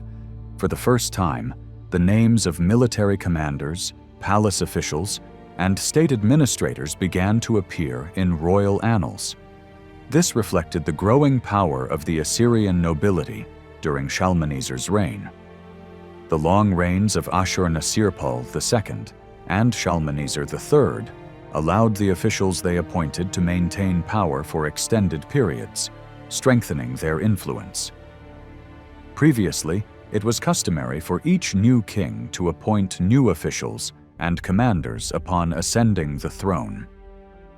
However, the prolonged reigns of these 2 kings allowed their appointees to remain in power, leading to the rise of hereditary positions in the military and state administration. This set the stage for continuous palace intrigues and power struggles in the future. The officials in charge of the provinces and cities were responsible for collecting and recording taxes, tributes, and trade revenues. As the amount of tribute and gifts increased, state revenues grew. However, when military expenses exceeded these revenues, taxes were increased. The burden of these taxes was shifted onto the working class and peasants by the dependent kings and provincial governors. The people and slaves were subjected to harsh oppression, leading to frequent uprisings in various parts of the kingdom, particularly in Anatolia and Syria. Some of these uprisings were led by local chiefs loyal to Assyria, while others were led by unknown popular leaders. These revolts were harshly suppressed by the central government. During this period, the influence of the priesthood also increased significantly. The temples functioned as banks, and the priests acted as moneylenders on behalf of the gods and the king, lending gold and silver with interest, approving trade agreements, and regulating commerce. Shalmaneser spent a large portion of the spoils from his bloody conquests and the collected taxes on the development of the kingdom. The Assyrian kingdom was not only the richest state of its time, but also far more advanced than its contemporaries in the fields of art and culture. The bronze gates of the king's palace at Imgur-Enlil, where is modern-day Balawat, reflect the exceptional skill of Assyrian artisans in working with bronze even today. The walls surrounding the old capital, Ashur, were expanded and repaired where they had fallen into ruin. However, Shalmaneser focused most of his efforts on rebuilding and expanding the capital, Kalhu. At one corner of Kalhu's city walls stood the military headquarters, known as the Ekal Masharti. This center housed weapons depots, a warehouse for war spoils, a storage area for chariots, and various workshops. There was also a training ground where officers trained soldiers, along with barracks and mess halls for both officers and troops. The king's palace was also expanded, with new halls and throne rooms filled with gold and silver artifacts. In 827 BC, Shalmaneser's son Ashur-dan-apli rebelled after his father removed him from the position of crown prince. Some governors and local chiefs supported the rebellion. The cities of Nineveh, Ashur, and Arbela, as well as the principalities of Arapha, sided with Ashur-dan-apli. However, Kalhu and the distant provinces remained loyal to the king. Shalmaneser, weakened by age, was unable to suppress his son's rebellion. He died in 824 BC without resolving the conflict. Shamshi-Adad V, Shalmaneser's eldest son, succeeded him and spent 2 years trying to overcome the challenge posed by his brother. It was the Babylonian king Marduk-Zakir-Shumi who mediated between the two brothers and brokered peace, but only after receiving significant gifts and concessions from Shamshi-Adad, which convinced him to withdraw his support for the younger brother. In the following years, Shamshi-Adad V focused on a single goal: the destruction of Babylon and the restoration of his wounded pride and honor. By this time, Marduk-Zakir-Shumi had died, and Marduk-Balassu-Ikbi had ascended to the Babylonian throne. The new king, aided by the Chaldeans and the Elamites, defended his territory, but was eventually defeated by the Assyrian army. The Assyrians returned home with the spoils of war. The following year, Shamshi-Adad led his army south once again and occupied several Babylonian cities. He captured the Babylonian king and the Babylonian nobles and took them to Nineveh. In a second campaign, the newly crowned Babylonian king and his army were defeated, and the sacred cities of Babylon, Cutha, and Borsippa fell to the Assyrians. The Assyrians then marched further south and imposed tribute on the Chaldeans. When Shamshi-Adad died in 811 BC, his son Adad-nirari III was still a child. Therefore, his mother, the legendary Queen Samuramat, assumed the throne and ruled for 5 years. During Queen Samuramat's reign, the Assyrian armies, under the command of General Nergalia, launched campaigns against the Medes and the Mannai. These campaigns were not aimed at territorial conquest, but were meant to assert political dominance and intimidate the peoples settled on the eastern slopes of the Zagros Mountains. In 805 BC, Adad-nirari launched his first campaign against Syria. After defeating the kingdom of Hamath, the kingdom of Damascus was forced to pay tribute. The city of Mari was then conquered, and several smaller principalities submitted and agreed to pay tribute. Adad-nirari's second campaign targeted Babylon. The Babylonian king was defeated in battle and forced to accept the new borders imposed by the Assyrians. Adad-nirari wanted to end the long-standing conflicts between the two kingdoms. To secure peace, he returned the statues and representations of the god Marduk and other major Babylonian deities that had been looted by his ancestors. After the treaty, Adad-nirari regularly offered sacrifices to the Babylonian gods. In a grand ceremony attended by both kings, Adad-nirari made a speech expressing his loyalty to the gods of Cutha, Babylon, and Borsippa. An inscription from that time mentions this peace agreement and describes the mutual benefits of peace between the two kingdoms. However, at the end of the inscription, it also states that the Babylonians were solely responsible for the 700 years of hostility and conflict. This peace between Assyria and Babylon also reflected the wishes of the Assyrian people. When Assyrian rulers marched south on campaigns, they would not return without visiting the sacred cities like Babylon and Borsippa and offering sacrifices to their great gods. The cult of Marduk was highly respected in Assyria, and the worship of Marduk was spreading among the Assyrian people. One of the annual records kept by the royal scribes mentions that the most important event of that year was Adad-nirari's laying of the foundation for the Nabu temple in Nineveh. A later record reports that the temple was completed and that the god Nabu had been moved into his new temple. For the Assyrians, Babylon's sacred cities were like Mecca for Muslims. They would travel south every year, like a pilgrimage, to offer their sacrifices to the gods. Perhaps the Islamic tradition of the pilgrimage to Mecca and the Christian practice of visiting the house of the Virgin Mary in Ephesus have their roots in these ancient Mesopotamian customs. In fact, Islam, in particular, carries within it many traditions originating from Mesopotamia.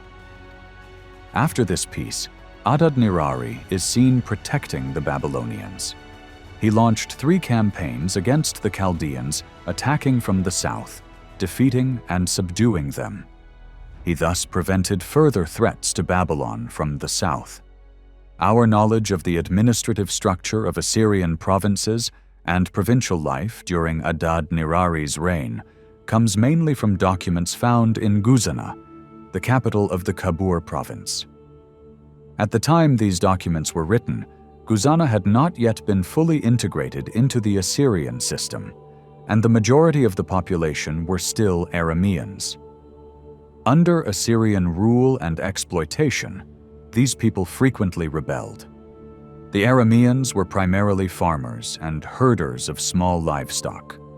Their villages were under the control of Assyrian commanders and tax collectors called Nagiru. The Assyrian kingdom extracted grain, gold, and racehorses from the region. The collaborating governor of Guzana held power comparable to that of a king.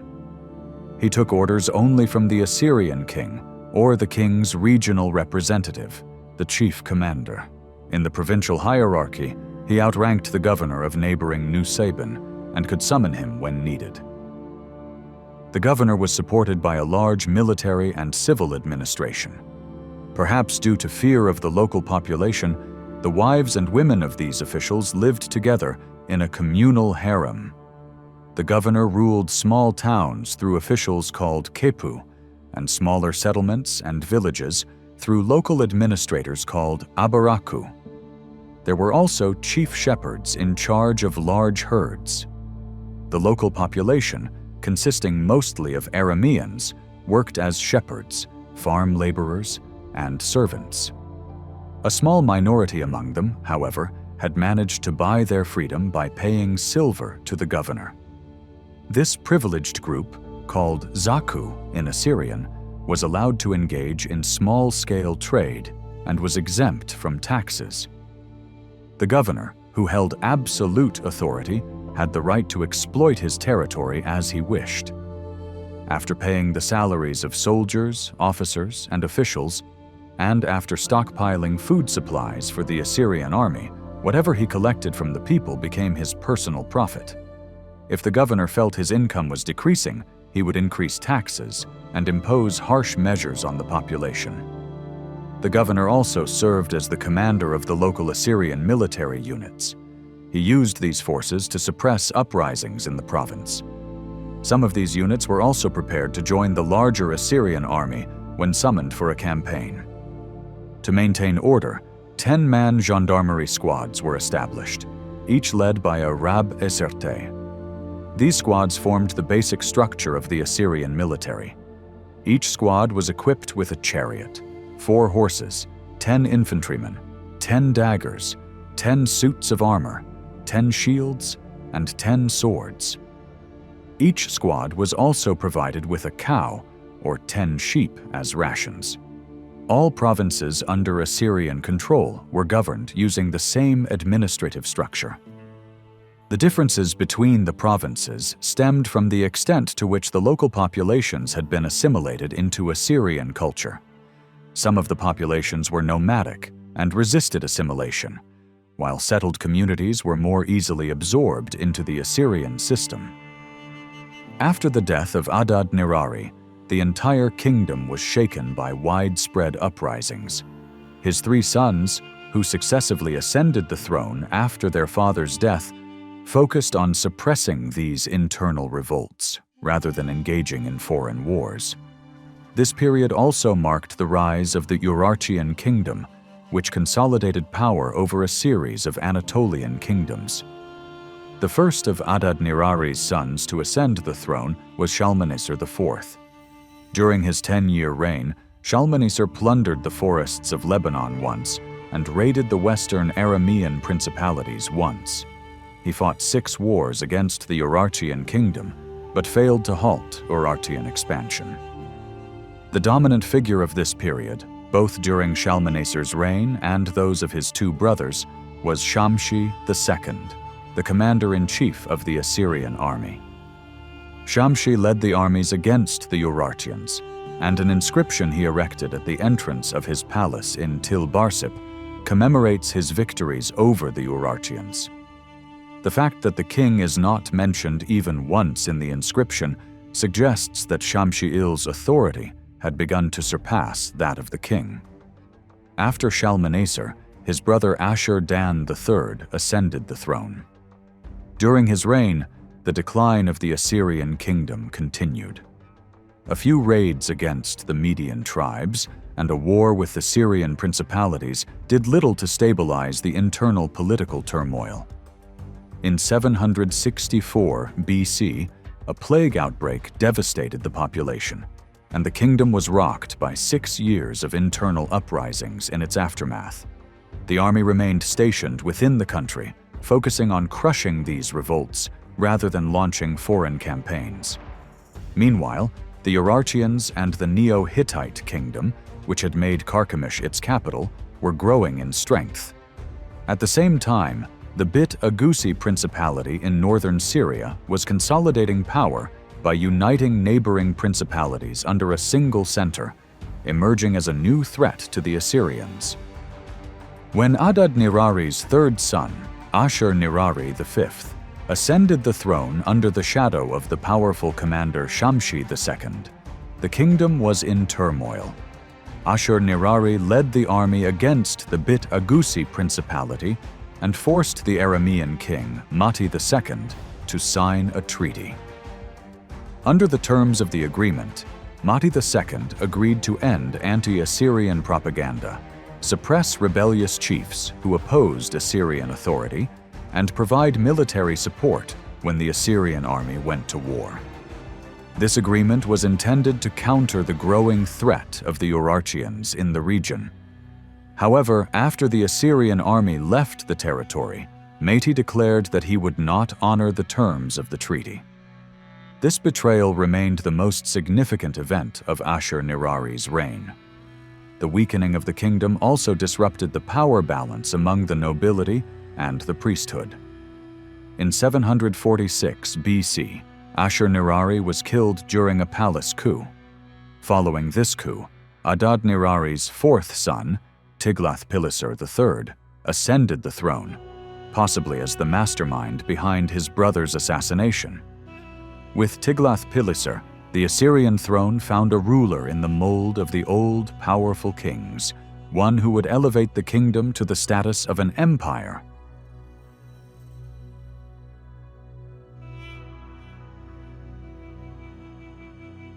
With the help of local governors, internal uprisings were quickly suppressed. Tiglath-Pileser III ascended the throne on the 13th day of Ayar, which is believed to be in April or May. By Tishrit, likely September or October, he was already leading the army on a campaign against the Chaldean principalities in southern Mesopotamia. The army advanced by crushing the nomadic tribes in the area and reached the Persian Gulf without touching the cities of Babylon. The Chaldeans in the region were quickly defeated in short battles.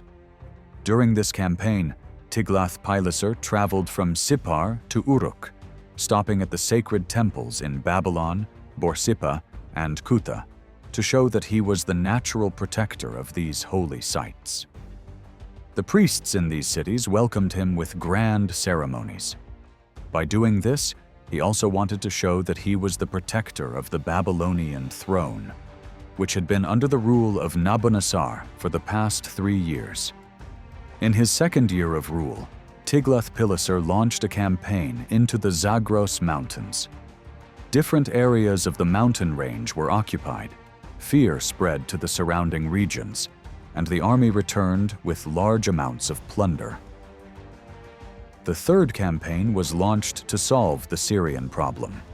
As mentioned earlier, Mati-Il, the king of Bit Agusi, had broken his agreement with Ashur-Nirari and later formed an alliance with other Syrian kingdoms against Assyria. This alliance was also supported by Sardur III, the king of Urartu. The Urartian allied states of Melidu, Urgum, Kumuhu, modern-day Cilicia, and the kingdom of Chukurova were also part of this regional coalition. An inscription found near Aleppo mentions the unification of Upper and Lower Aram, indicating that all of Aram had come together under a single front. In 743 BC, Tiglath-Pileser III led a powerful army toward Arpad, the capital of the Bit Agusi alliance. However, before reaching the Euphrates, the Assyrian army encountered the Urartian army. Sardur wanted to prevent the Assyrians from advancing into northern Syria and aimed to establish Urartian dominance in the region. The two armies clashed near present-day Birachik. The Urartians were unable to withstand the superior size and advanced tactics of the Assyrian army. Sardur retreated with the remaining parts of his army toward Anatolia.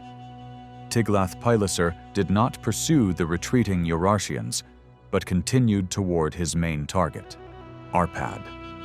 The siege of Arpad lasted from 742 to 740 BC, 2 long years. During this period, Assyrian forces captured the region between Hama and the Amanos Mountains. However, the people of Arpad held out against the siege. When Arpad finally fell after 2 years, the news shook all of Syria. The kings of Carchemish, Damascus, Tyre, and Gurgum came to Arpad to declare their loyalty to Tiglath-Pileser and offer tribute. However, this victory did not yet establish full Assyrian dominance over Syria. The following year, while the Assyrian army was campaigning in the Taurus Mountains, a new alliance formed in Syria to resist Assyrian control. This time, the king of Samal, near the Gulf of Issos, led the coalition. In 738 BC, he launched a swift and decisive campaign against the United Kingdoms. He destroyed the kingdoms of Hama and Samal and incorporated them into the newly organized Assyrian provincial system. As a result, the kingdoms of Damascus, Samaria, Tyre, Byblos, Carchemish, Hama, Samal, Gurgum, and Casca were now under Assyrian control. Even distant regions began to feel the reach of Assyrian power. The chiefs of Tabal in Anatolia and Queen Zabiba of the Arabs also submitted and began paying tribute to Assyria. Tiglath-Pileser redrew the political map of Syria for his own benefit. He turned his attention to the Zagros Mountains and eastern Anatolia. Indeed, the years between 737 and 735 BC were marked by Assyrian raids on the Urartians and the Medes. The first campaign was a raid led by the governor of Mazamua with his provincial army. After this campaign against the Median tribes, several Median tribes were forced to pay tribute. After this campaign, the Assyrians realized the large number of the Medes and the vast size of their territory. From that point on, the Assyrian inscriptions began referring to the land where the Median tribes lived as the land of the Medes, or Media. During this campaign, the Assyrian troops advanced to the foothills of the Demavend mountain, where present-day Tehran is located. Along with taxing the Medes, the Assyrians captured 5,000 horses and 65,000 Median nomads. These Medes were later relocated to the Diyala region. The following year, Tiglath-Pileser led an Assyrian army northward to the region between Lake Van and the upper Euphrates. The goal of this campaign was to deliver a heavy blow to the Urartians and bring about their downfall. The Assyrian army marched 600 kilometers, burning villages and towns in its path, and captured the fortresses in the southern part of the Urartian kingdom. Aramean families from Shamal were settled in these fortresses. Strong Assyrian forces were assigned to the commanders of these fortresses to maintain control over the conquered territories. This secured the northern borders and ensured the collection of taxes from the region. In 735 BC, the Assyrians besieged the Urartian capital, Tushpa.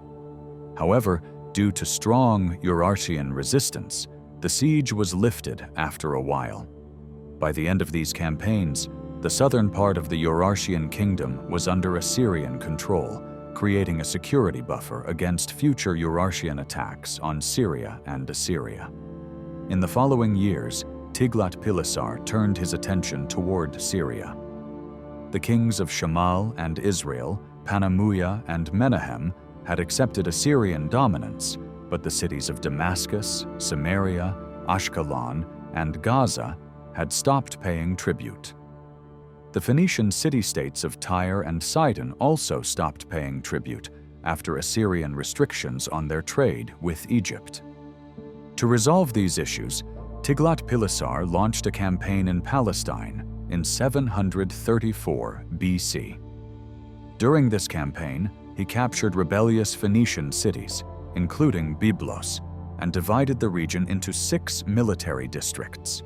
He annexed part of the kingdom of Damascus to Assyria and eventually captured and plundered Gaza. The king of Gaza, Hanno, fled to Egypt. While Tiglath-Pileser was in Gaza, the king of Judah, Ahaz, sent envoys asking for his help. Israeli and Syrian troops were raiding Judah's lands and plundering the property of the villagers. Tiglath-Pileser punished Israel by exiling its people and put Hosea, who was loyal to him, on the throne of Israel. In Anatolia, the king of Tabal, established by the Luwians, rebelled, but the Assyrian army sent to suppress the rebellion was defeated. Tiglath-Pileser removed the rebel king and replaced him with a loyal noble. In Arabia, Tiglath-Pileser sent a military advisor to the palace of Queen Samsi. Besides paying tribute, the queen also agreed to send 10,000 Arab warriors for future Assyrian campaigns. Thus, 732 BC became a year when the number of Assyria's vassal states increased. The campaigns against Syria and Palestine had subdued the kingdoms and people in those regions. In the later years of Tiglath-Pileser's reign, no significant changes occurred in these areas. The next target was the southern part of Mesopotamia. The king of Babylon, Nabonassar, died in 734 BC, and his son, Nadanu, took the throne. In the second year of his reign, Nadinu was killed by a military commander named Nabushum-Ukin. 2 months later, Ukin-Zer, a noble from the Chaldean Bit Amukani tribe, eliminated Nabushum-Ukin and took the throne. Like other Assyrian kings, Tiglath-Pileser was opposed to the Aramean origin Chaldeans. But Ukin-Zer was not the only one to be punished.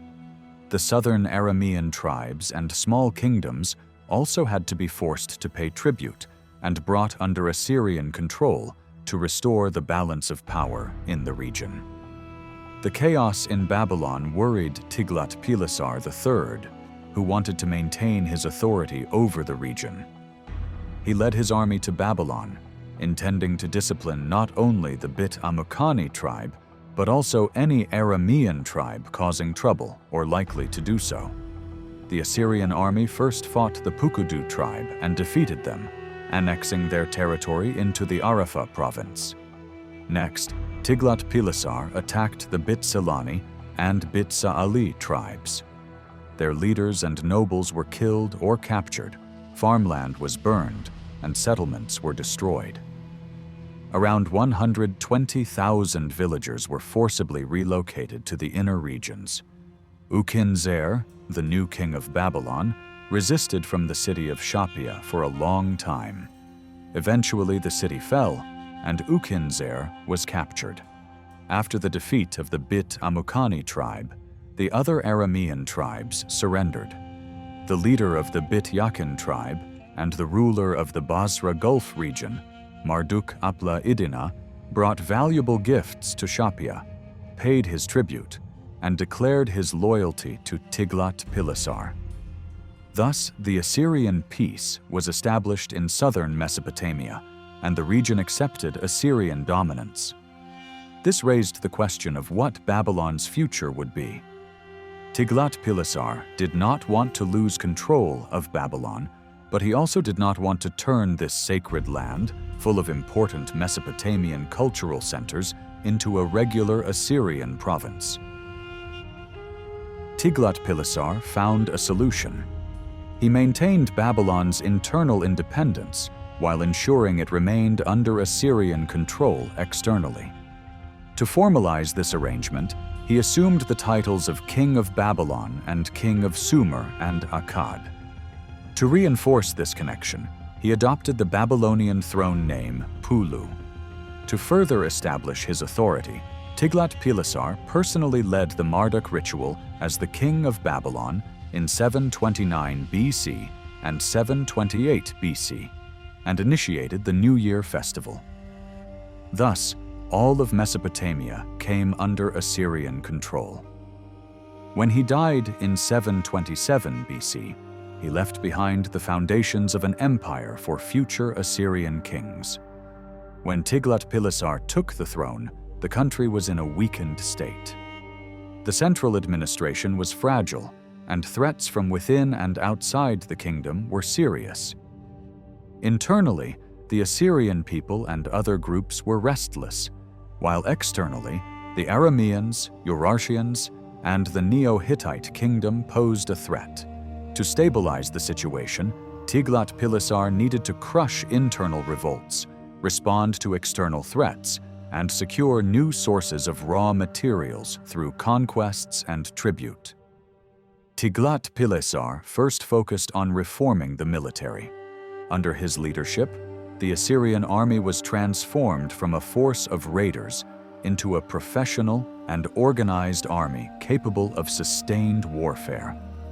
The core of the army consisted of elite guard units, while the strike force included many foreign troops. Military technology also advanced during Tiglath-Pileser's reign. War chariots were enlarged to accommodate 4 soldiers, and their wheels were increased from 2 to 4 to carry more weight and supplies. Cavalry units were expanded, and infantry troops were protected by improved archers, slingers, and spear throwers. The Assyrian army, which was previously focused on raids and quick strikes, gained the capability to lay long-term sieges. The technical infrastructure needed to sustain such sieges was developed. After a city was captured, measures were taken to secure control. Houses were built for military and civil officials, and barracks and warehouses were established for the troops. The army also had a dedicated communication system. Tiglath-Pileser was not just a military leader. He also acted as the army's chief strategist, coordinating movements and providing logistical support. Tiglath-Pileser's reforms extended beyond the military to the political and administrative structure of the empire. Newly conquered territories were incorporated into the empire as provinces, directly linked to the central government. Governors and tax officials were appointed to manage these provinces, and permanent military garrisons were stationed there. Tiglath-Pileser's strategy of expansion and hegemony can be summarized as follows. He would first intimidate neighboring countries, then bring them under Assyrian influence, and eventually incorporate them into the empire. In some cases, regions under Assyrian influence were classified as part of the external regions administration, rather than fully annexed territories. This approach prevented local populations from seeing themselves as occupied, reducing the likelihood of rebellion. There were also vassal kingdoms that regularly paid tribute. In these cases, Tiglath-Pileser would place a loyal noble on the throne of the conquered kingdom. These vassal states not only paid tribute, but were also required to provide troops for the Assyrian army during wartime. Assyrian military and civil experts were stationed in these regions to support the local rulers and maintain Assyrian influence. The traditional deportations of the Assyrian rulers increased in parallel with the rise in the number of regions they controlled during this period. The people of the occupied regions were deported to foreign lands, and by uprooting these people, their independence struggles were prevented and weakened. As a result of this policy, 30,000 Arameans from the Hama region were deported to the Zagros Mountains. 150,000 Chaldeans were deported from southern Mesopotamia to the north and northeast, and 50,000 war prisoners from Iran were sent to southern Mesopotamia. In the conquered regions, fortresses and military garrisons were established. Assyrians settled in the neighborhoods built around these garrisons, trying to make the Assyrians and Assyrian rule take root in the region. The Assyrians respected the local people's beliefs and traditions, preferring to settle peacefully rather than by force and oppression. Despite this, the people in the conquered regions often rebelled and tried to shake off Assyrian rule. After the death of Tiglath-Pileser, his son Shalmaneser V took the throne, but his reign was short. Shalmaneser marched against the rebellious Israelite king Hosea and, after a long siege, captured the capital Samaria. According to later records, the Cilicia region was also annexed to Assyria during his reign. Shalmaneser also abolished the tax exemption rights of the Assyrian and Harran people, which made him unpopular among his own people, as the Assyrians and Arameans had not been paying taxes for a long time. When Sargon II ascended the throne in the month of Tebet in 722 BC, he had to deal with a troubled legacy both internally and externally. The Elamites, Egypt, and the Urartu kingdom were preparing for an attack. The principalities in Syria were uniting against Assyrian rule, and Babylon was in turmoil. To prevent the Babylonian crown from being lost, Sargon first signed a treaty with the Chaldean king Marduk-apla-iddina. Then he abolished the taxes imposed on the Assyrian and Aramean people, restored their former tax exemptions, and also granted them privileges in customs and port duties. However, Marduk-apla-iddina used the treaty for his own benefit and seized the city of Babylon in 721 BC, where he was crowned and sat on the Babylonian throne. He was supported by the Elamites, who were regaining strength and wanted to show their power. In Syria, King Ilu-ibidi of Hama, together with King Hanuna of Gaza, formed a front against Assyrian dominance, which was supported by the Egyptians. Sargon II waged war on two fronts in 720 BC against his enemies. One Assyrian army marched against the Elamites to prevent aid from reaching Babylon. However, the Elamite army under King Umanigash repelled the Assyrians near Dare. As a result, Marduk-apla-iddina secured the Babylonian throne. Later that year, towards the end of summer, Sargon led the Assyrian army and defeated the Syrian front's army near Karkar. After this battle, the kingdoms of Arpad, Simira, and Damascus once again came under Assyrian control. Then Sargon marched to Gaza, captured the city, scattered the Egyptian forces that had come to help, and established a military garrison at Raphia on the Egyptian border. On his way back, he stopped in Samaria, reorganized the city's administration, and made it the capital of the newly established province of Samarina. Thus, the necessary reforms within Assyria were implemented, and the Syrian and Babylonian problems were resolved, one favorably and the other unfavorably. Sargon then decided to march on the Urartu kingdom, which posed a significant threat. The Urartu kingdom had suffered heavy defeats under Tiglath-Pileser, but the Urartians had recovered and regained their strength. King Rusa, who ascended the throne in 730 BC, had raided the Caucasus, fought the Medes, subdued them, and forced local chiefs and tribes to pay tribute, strengthening his kingdom. Rusa also built several roads, bridges, inns, and dams within the kingdom. The lake known today as Lake Keshish was formed by a dam constructed during his reign. Additionally, the capital was moved from Van to Toprakale under his rule. Rusa sought to conquer the territory of the Manaeans, who were under the protection of the Assyrians. The Urartians and the king of Zikitu, Mitati, attempted to instigate a rebellion in the Manian kingdom. When Manian king Iranzu requested help from the Assyrians to suppress the rebellion, Sargon marched to the kingdom he protected in 719 BC. After quelling the rebellion, the Assyrian army advanced toward the kingdom of Tabal in western Anatolia.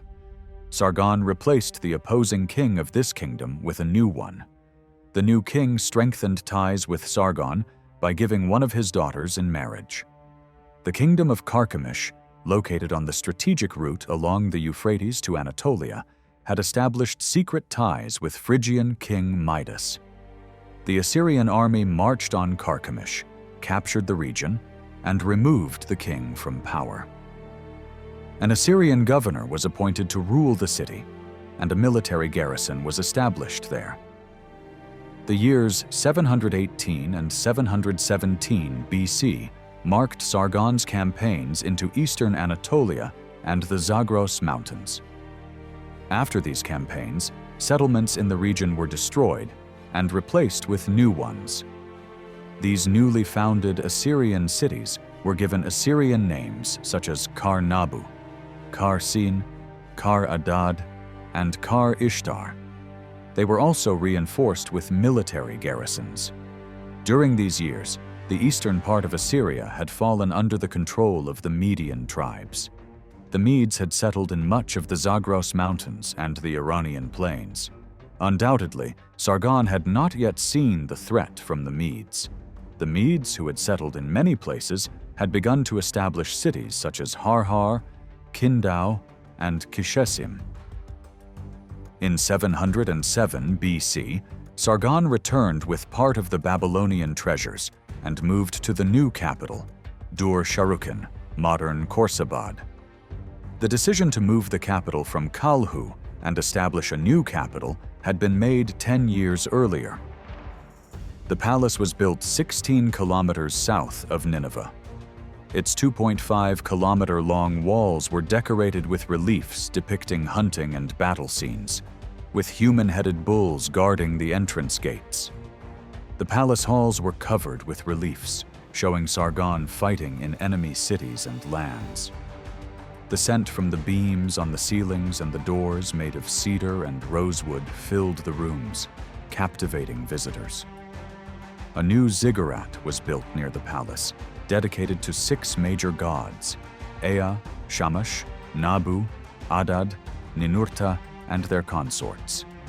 A large number of priests were responsible for offering continuous sacrifices and gifts to the magnificent statues representing these gods in the temple, which had walls made of colorful bricks. Dur-Sharrukin was surrounded by 8 kilometers of walls, with 8 large gates providing access to the city. This length corresponded to 16,280 Assyrian cubits, a symbolic reference to the king's name. The working population of the city consisted of war prisoners and people deported from conquered territories, representing various ethnic groups. By bringing together people speaking different languages and from different ethnic backgrounds, Sargon aimed to dissolve their identities and prevent them from engaging in political activities.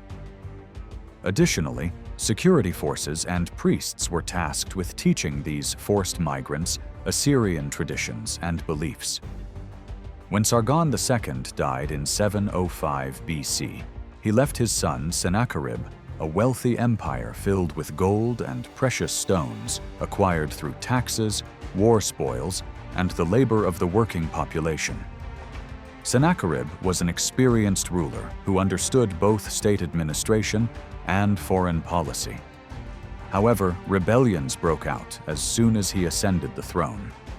Sennacherib responded to these uprisings with harsh measures, crushing the rebellious masses and executing their leaders. Afterward, he imposed heavy pressure on non-Assyrian ethnic groups. Sargon's conquests and the expansion of the Assyrian Empire had turned Assyria into a prison of nations. Egypt, Urartu, and Elam, neighboring states that felt the growing threat from Assyria, were secretly supporting the internal uprisings within the empire. Moreover, the policy of relocating conquered populations into Assyrian territory and settling Assyrians in border cities and fortresses had weakened Assyrian identity. The Assyrian people had blended with other ethnic groups, becoming part of the oppressed majority. For the Assyrians, being Assyrian or not had become meaningless. The oppressive rule of the absolute monarchy weighed equally on all peoples. From our perspective, the intense nationalist pressures imposed on non-Assyrian groups during Sennacherib's reign aimed at fostering a sense of Assyrian nationalism. Of course, the concept of nationalism at that time was not the same as its modern meaning. It was simply a way to differentiate between Assyrians and non-Assyrians. The ruling class, consisting of the king, the wealthy palace elites, bureaucrats, and priests, sought to reduce social tensions by elevating the status of the Assyrians over other ethnic groups. Sennacherib's goal was to create a dominant ethnic group or nation to prevent fragmentation and redirect the focus of public unrest. Shortly after Sargon's death, a Chaldean noble named Marduk-Zakir-Shumi seized the Babylonian throne. However, he was soon overthrown by the former Babylonian king Marduk-Apla-iddina, who reclaimed the Babylonian throne for the second time. He had the support of the entire population and the nomadic tribes of southern Mesopotamia.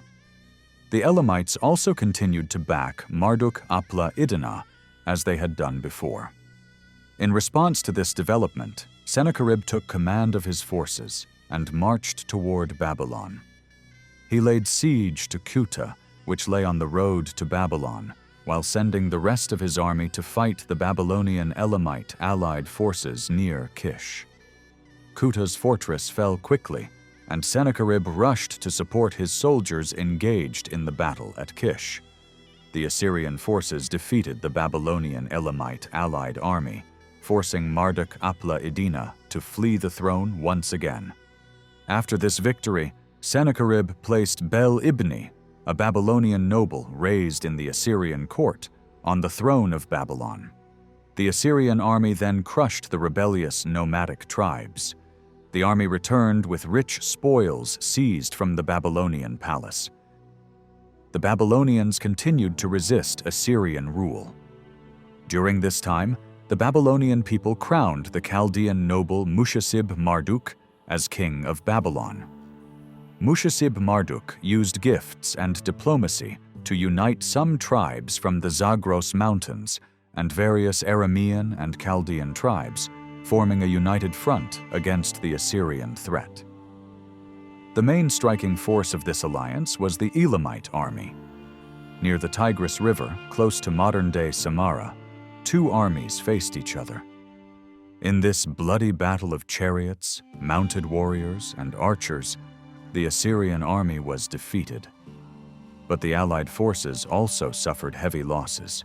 Thousands of soldiers and nomadic warriors were killed, and the Elamite commander also died.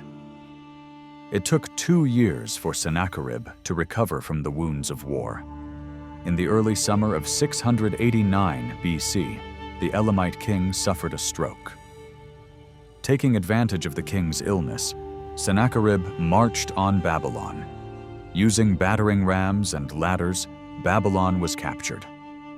We can understand how Babylon was destroyed and how its people were slaughtered from the words of an inscription written after Sennacherib's destruction. I filled the city squares with the bodies of slaughtered people. I burned and destroyed the city and its houses. I tore them down from foundation to roof. I completely destroyed the brick temples, the ziggurats, and the gods. I dug canals from the Euphrates into the center of the city and flooded Babylon so that no one in the future would be able to find the city, the temples, or the gods. I destroyed everything and wiped it out. Sennacherib had avenged his son, who had been killed by the Elamite king. Before this, even the harshest Assyrian kings had never harmed Babylon and its people. Babylon, Borsippa, and Kish were sacred cities of Mesopotamia. The protector gods of these cities, Marduk and Nabu, were also worshipped in Assyria. So why did Sennacherib destroy this sacred city, its people, priests, and temples? Sennacherib had several reasons for this destruction. First, Babylon was a symbol and center of freedom for the southern Mesopotamian peoples against Assyrian domination. Babylon led all the rebellions in the region.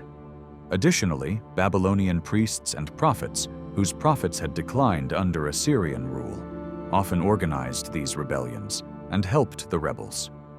The gold distributed by the Chaldean Mushashib Marduk to establish the last united front had come from the temples of Marduk. The main reason for Sennacherib's rage was not just avenging his son, but also destroying the region's desire for freedom. During Sennacherib's reign, a sense of ethnic superiority began among the Assyrians. Sennacherib's policies, which gave privileges to the Assyrian people, strengthened Assyrian identity and caused them to look down on the values of other ethnic groups. This led to Assyrian soldiers breaking religious statues and destroying the cultural symbols of other peoples. Sennacherib's policy is reflected in the Assyrian soldiers' destruction of superior cultures and slaughter of the people who created them. On the other hand, the assassination of the crown prince caused chaos in the Assyrian palace. According to Assyrian tradition, the eldest son of the king would inherit the throne after the king's death. If the eldest son died, the king had to choose another heir from his other sons. Sennacherib had 5 sons, and the youngest was Esarhaddon. As mentioned earlier, Sennacherib's last wife was Princess Nakiah, the daughter of a noblewoman from Babylon. Esarhaddon was Nakiah's son.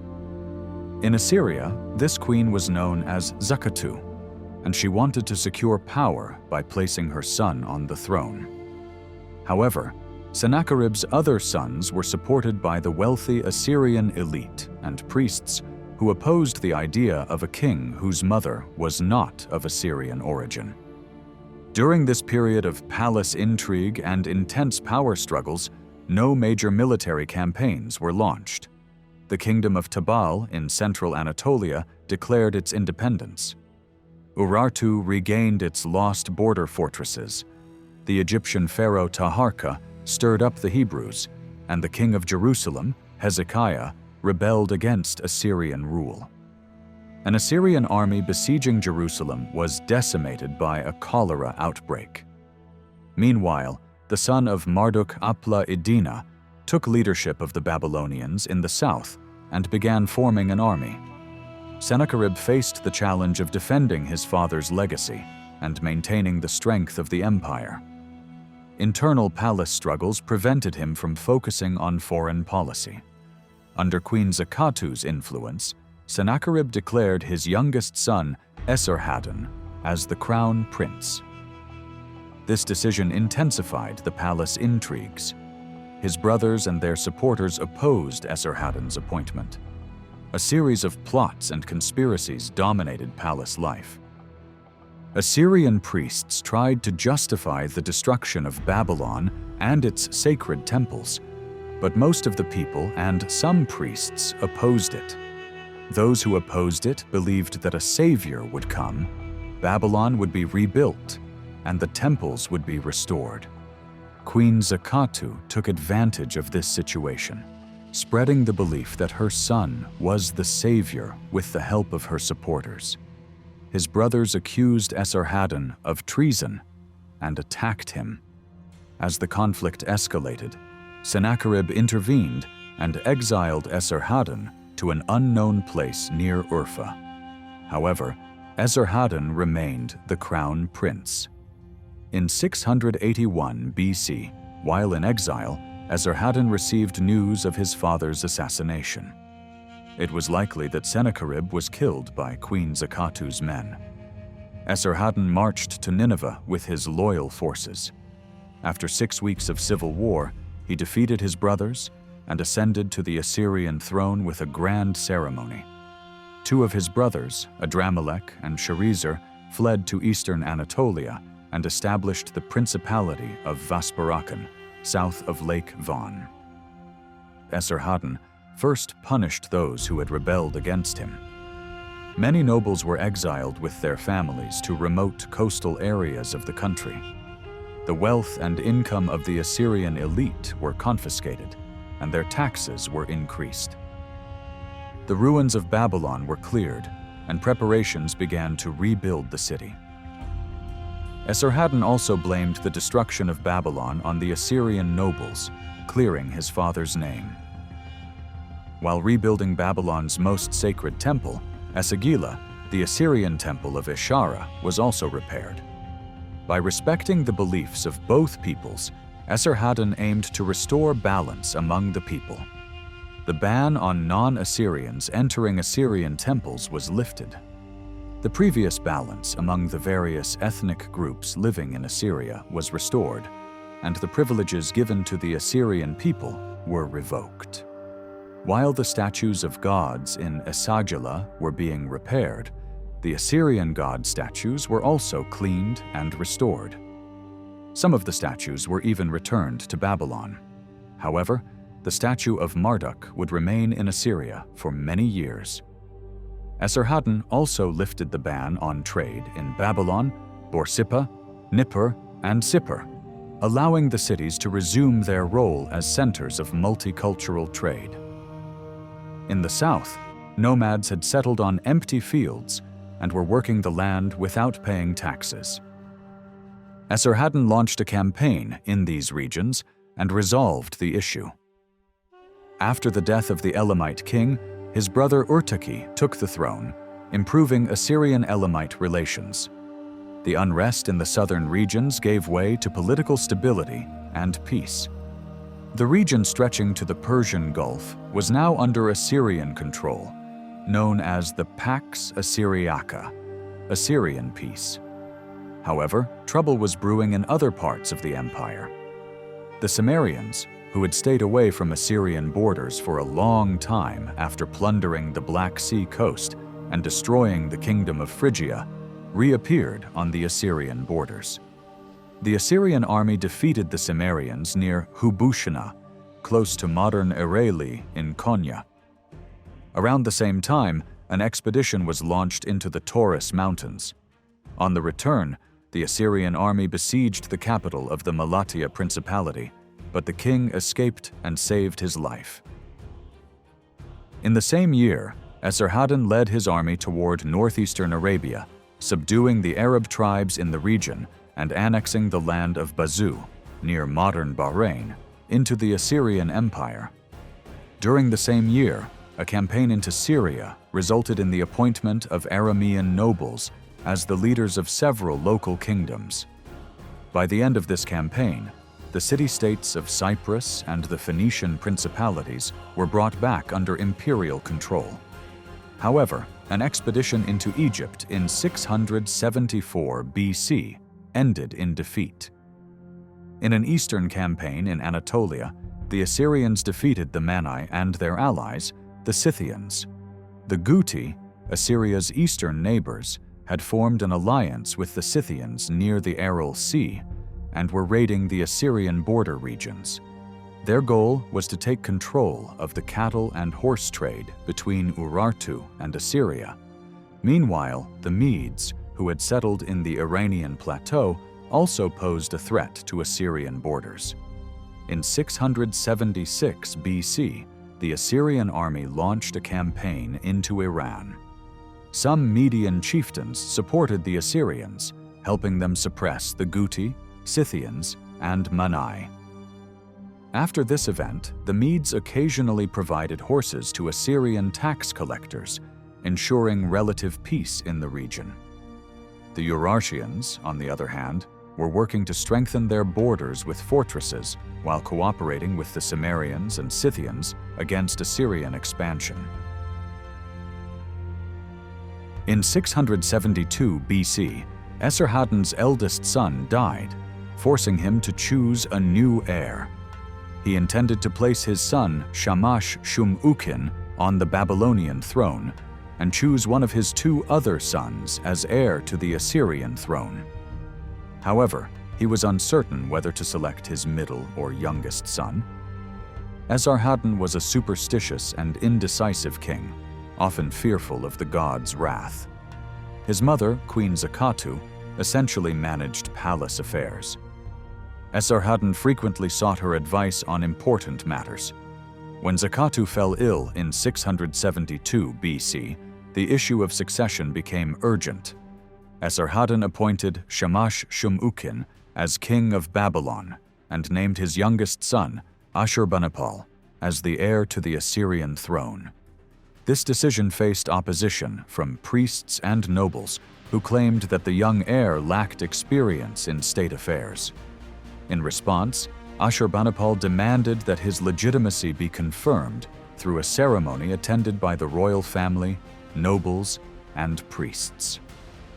Esarhaddon personally ensured the ceremony took place and sent official letters to all the kingdoms and provinces of the empire, confirming Ashurbanipal's status as heir. The king's brothers, uncles, nephews, and other relatives made up the elite class of the Assyrian palace. Below them were the nobles, priests, and military commanders who held key positions in the palace and the state. Each wealthy family in the empire had a representative or relative working in the palace, ensuring that their interests were protected. In the provinces, a similar system existed, with local nobles and governors maintaining ties with the palace through family connections. Provincial nobles sent their sons to work with the governors. Similarly, vassal kingdoms were governed in the same way. A powerful elite class of wealthy landowners, nobles, and priests controlled the Assyrian Empire, keeping the population under pressure. The difficulty of governing the empire arose from the cultural and linguistic diversity of the people living under Assyrian rule. The vassal kingdoms also sought to break free from Assyrian control from time to time. Esarhaddon and the conquest of Egypt Esarhaddon had reunited the empire, much like it was during the reign of Sargon II. However, this unity was largely superficial. For instance, the linguistic unity of the empire was maintained through Aramaic, which was the cultural language of Assyria. Religious unity was not based on devotion to the local Assyrian gods, but on the worship of Babylonian gods, especially Marduk. One of the dominant superstitions among the people and the ruling class was astrology, which had spread from Babylon. While astrology suggested that the movements of the stars influenced human life and nature, it also laid the groundwork for the development of astronomy in the future. Babylonian culture and religious practices positively influenced the cultural growth of the Assyrian Empire. The population of the empire was divided into different social classes. Initially, the society consisted of free citizens, Mar Banu, dependent classes, and slaves. Later, a new class called Mushkenu emerged, consisting of freed slaves and exiled people who had bought their freedom. The Assyrian policy of deporting and relocating conquered peoples had created ethnic diversity across the empire. A large part of the Assyrian army was made up of foreign soldiers, and even some officers in the military command were non-Assyrian. The real unity of Assyria was centered on the figure of the king, who held absolute authority. The political instability and turmoil that followed the death of each king were proof that this unity depended solely on the ruler's power and control. In other words, unity was maintained through force and oppression. After securing his son Ashurbanipal's position as heir, Esarhaddon began teaching him about state affairs and foreign policy. When he was convinced that Ashurbanipal could handle the responsibilities of governance, Esarhaddon began preparing for the invasion of Egypt. At that time, Egypt was one of the richest countries in the world. Controlling Egypt would also stabilize Syria and Palestine, where frequent rebellions and unrest threatened Assyrian dominance. Pharaoh Taharqa anticipated the Assyrian attack. He sent agents to Palestine, encouraging the kingdoms of Tyre and Ashkelon to rebel against Assyrian rule. Taharqa's goal was to weaken the Assyrian army by forcing it to fight on multiple fronts. Esarhaddon began his campaign in 671 BC. He sent part of his army to punish Tyre and then marched through the Sinai Desert into Egypt. Egypt was not strong enough to resist the Assyrian invasion. Within a month, the Assyrian army had conquered Memphis, Thebes, and the entire region extending to the south.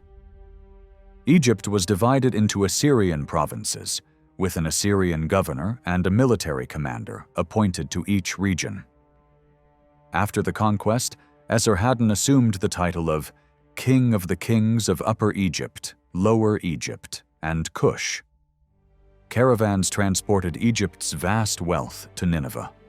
Control over Egyptian trade routes also gave the Assyrian Empire dominance over trade with Greece, the Aegean, and the western Anatolian ports. After returning to Nineveh, Esarhaddon faced uprisings in Egypt against the occupying Assyrian forces. 2 years later, he planned to personally lead a campaign to suppress the rebellions. However, in 669 BC, he died on the way. Ashurbanipal inherited a vast empire from his father, stretching from Egypt to Lake Van, from central Anatolia to the Persian Gulf. Cyprus in the Mediterranean was also part of the empire. Assyrian trade ships sailed between the Aegean and western Anatolian ports and the old Phoenician ports of Syria. The palaces and temples within the empire were filled with valuable goods sent from distant provinces and vassal kingdoms. Iron, tin, and silver came from Anatolia, gold and ivory from Egypt, precious stones from Iran and Bahrain, and cedar and myrtle trees from the forests of Lebanon. The gardens of the king, nobles, and wealthy citizens were filled with exotic animals and plants brought from various countries. Colorful fish swam in the palace ponds, creating a scene of luxury and abundance that reflected the wealth and power of the Assyrian Empire. After Esarhaddon's unexpected death, chaos erupted in the Assyrian palace. However, Queen Mother Nakia Zakutu supported her younger grandson, which led the other brothers and nobles in the palace to accept Ashurbanipal's coronation. Despite her old age, Queen Zakutu remained highly influential in the palace. Thanks to her influence, a possible civil war among Ashurbanipal and his brothers was prevented. After his coronation, Ashurbanipal installed his brother Shamash-shum-ukin on the Babylonian throne, as had been decided during their father's reign. Ashurbanipal spent the first 5 years of his reign putting down revolts in Egypt. Pharaoh Taharqa had recaptured the Nile Delta and Memphis from the Assyrian forces. In response, Ashurbanipal sent a commander with an army to Memphis. The Egyptian forces under Taharqa were no match for the Assyrians. After his defeat, Taharqa fled by ship to Thebes. The Nile Delta was once again under Assyrian control. Local nobles who had joined the rebellion were taken to Nineveh and executed. The Assyrian occupation of Egypt lasted for about 16 years, until 655 BC, despite occasional minor uprisings. While Ashurbanipal was focused on Egypt and dealing with the kingdoms of Syria and Palestine, trouble began brewing in Anatolia. After destroying the Phrygian kingdom, the Cimmerians advanced toward western Anatolia. The kingdom of Lydia, founded around modern-day Izmir, came under threat from the Cimmerians. Gyges, who ascended the Lydian throne in 687 BC, struggled to fend off the Cimmerians. In 660 BC, Gyges sent envoys to Assyria, seeking help. However, since Lydia was not considered part of the Assyrian sphere of influence, Ashurbanipal refused to provide military aid. Ashurbanipal was more focused on securing the eastern borders. King Asheri of the Manai had seized a series of fortresses guarded by Assyrian garrisons. Ashurbanipal sent a trusted commander to confront the Manai. The Assyrian army besieged the capital, Izirtu, and captured one Manai city after another. When King Asheri was killed in battle, his son surrendered and pledged allegiance to Assyria. The Assyrians then suppressed an uprising among the Medes, punishing the rebel leaders by bringing them to Nineveh. During this period, Assyrian-Elamite relations remained peaceful. Ashurbanipal even sent wheat to Elam to help relieve famine and allowed displaced Elamite farmers to settle in Assyrian territory. However, the city-state of Susa remained hostile toward Assyria.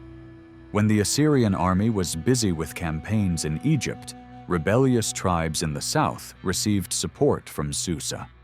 Ashurbanipal launched a campaign in the region, crushing the rebels and advancing as far as Susa. However, the Susian resistance proved difficult to suppress. By 655 BC, cracks began to appear within the empire. The new pharaoh Psamtik gathered his strength and successfully broke free from Assyrian control.